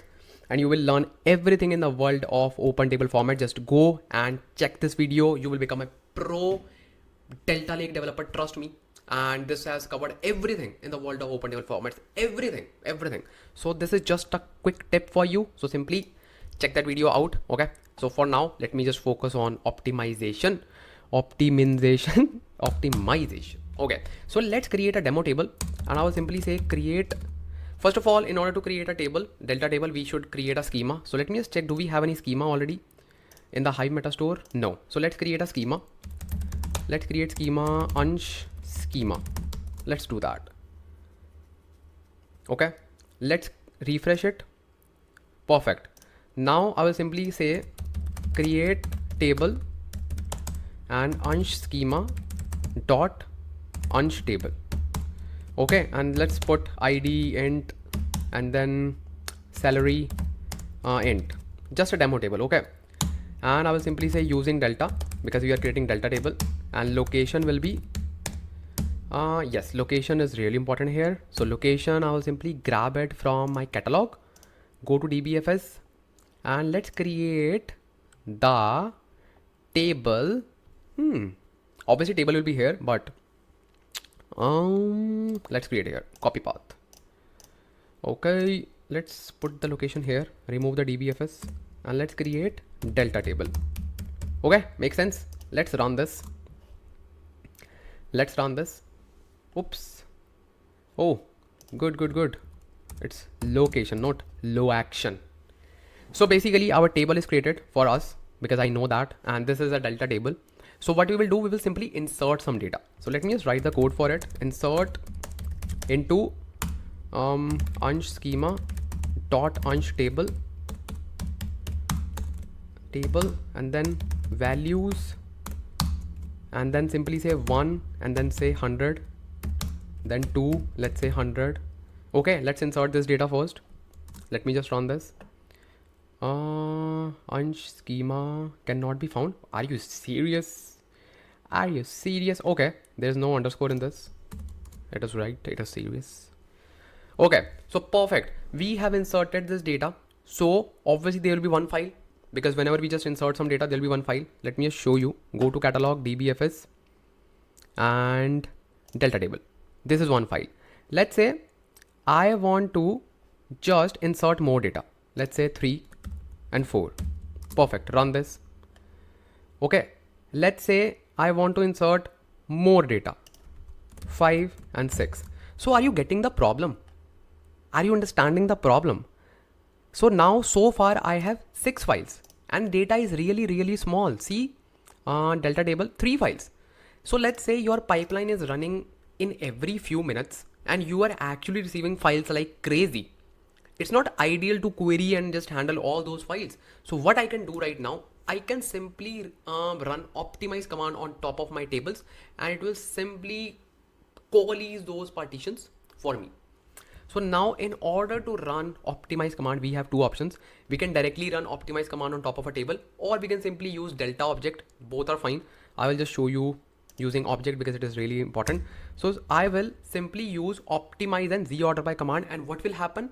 It will simply coalesce. It will simply coalesce all the partitions and it will create only one partition out of it. Okay. So simply write optimize and just create into SQL optimize and then table name. So here you can either use this table name like this. Okay. And if you do not want to use table name, you can actually use something like this. Delta dot backticks. These are basically backticks and you can get it using the button just above your tab. Okay. And then I will simply put the location here of this particular folder. Perfect. So optimize this delta table. Okay. Makes sense. And then I will simply say z order by, and let's say I want to create z order by on my ID. Let me just run this. Let me just run this and let's see what happens. Let's see. I'll just show you the physical files as well. Don't need to worry at all, because this concept is really, really important, because this is the concept of future. This is the concept of present. So what it has done, as you can see something, it has removed 3 files and it has added 1 file. So obviously in order to understand this concept, you need to know Delta Lake in detail. And that's why I told you just watch my video that I have just shown you. But this is not directly aligned towards Spark. This is directly aligned towards modern data engineering. So it's fine if you do not understand this thing, but still, if you are grasping the concept, it is totally fine, bro, because we are understanding Spark optimizations. So it is not directly aligned towards Spark optimization, but yes, it is directly aligned towards optimization techniques that we use nowadays using Spark. Okay, so if you do not understand everything, it is fine. Do not feel like, I don't know this, I cannot understand this. No, bro. It is a different topic. But me being more nice and more possessive towards you, so I'm just showing everything. Okay? Don't worry at all. And don't worry, I have just provided you the best resource to learn about Delta Lake. And in those, I think 3 to 4 hours, you will become a pro Delta Lake developer. So just feel happy that you have resources. Okay? And don't worry, I'll just make you understand what happens. Basically, let's go to DBFS. And let's just see file store, and within this raw data and delta table. So now you will see, Ansh Lamba, you were talking about we will be removing some files. It has added 1 file. So bro, the thing is, let me just tell you how Delta Lake works. Delta Lake do not physically remove any file. It soft deletes the file. Okay. So what it has done, this is the delta log in which it saves all the transactions. Okay. So in that particular transactional log, it has written that remove these 3 packet files and just read this file for the future use cases. For the future use cases. And you can just witness this thing here as well. So that's how Delta Lake works. This is totally a different topic. Why I touched this topic? So that you will understand the importance of optimization using open table formats as well. Nowadays, we are more focusing on that part. Why? Because Spark optimization techniques are already being taken care by these applications such as Databricks, Synapse Analytics, all like Fabric, everything. So now your aim should be more aligned towards open table formats after covering all these Spark optimizations. Spark optimizations are the backbone. But once you do that, obviously now you have covered all the topics. Now you have become pro in Spark optimization. Now I am giving you the next step. So next step is just cover and complete this video open table format. You will love that video. And now you have the next steps. Just comment on this video that you have loved this video, because I know that you loved this video. I know that. And just say, yeah, that you love the video, and just click on the video that I've just shown you. Okay. And this video will help you a lot, and happy learning.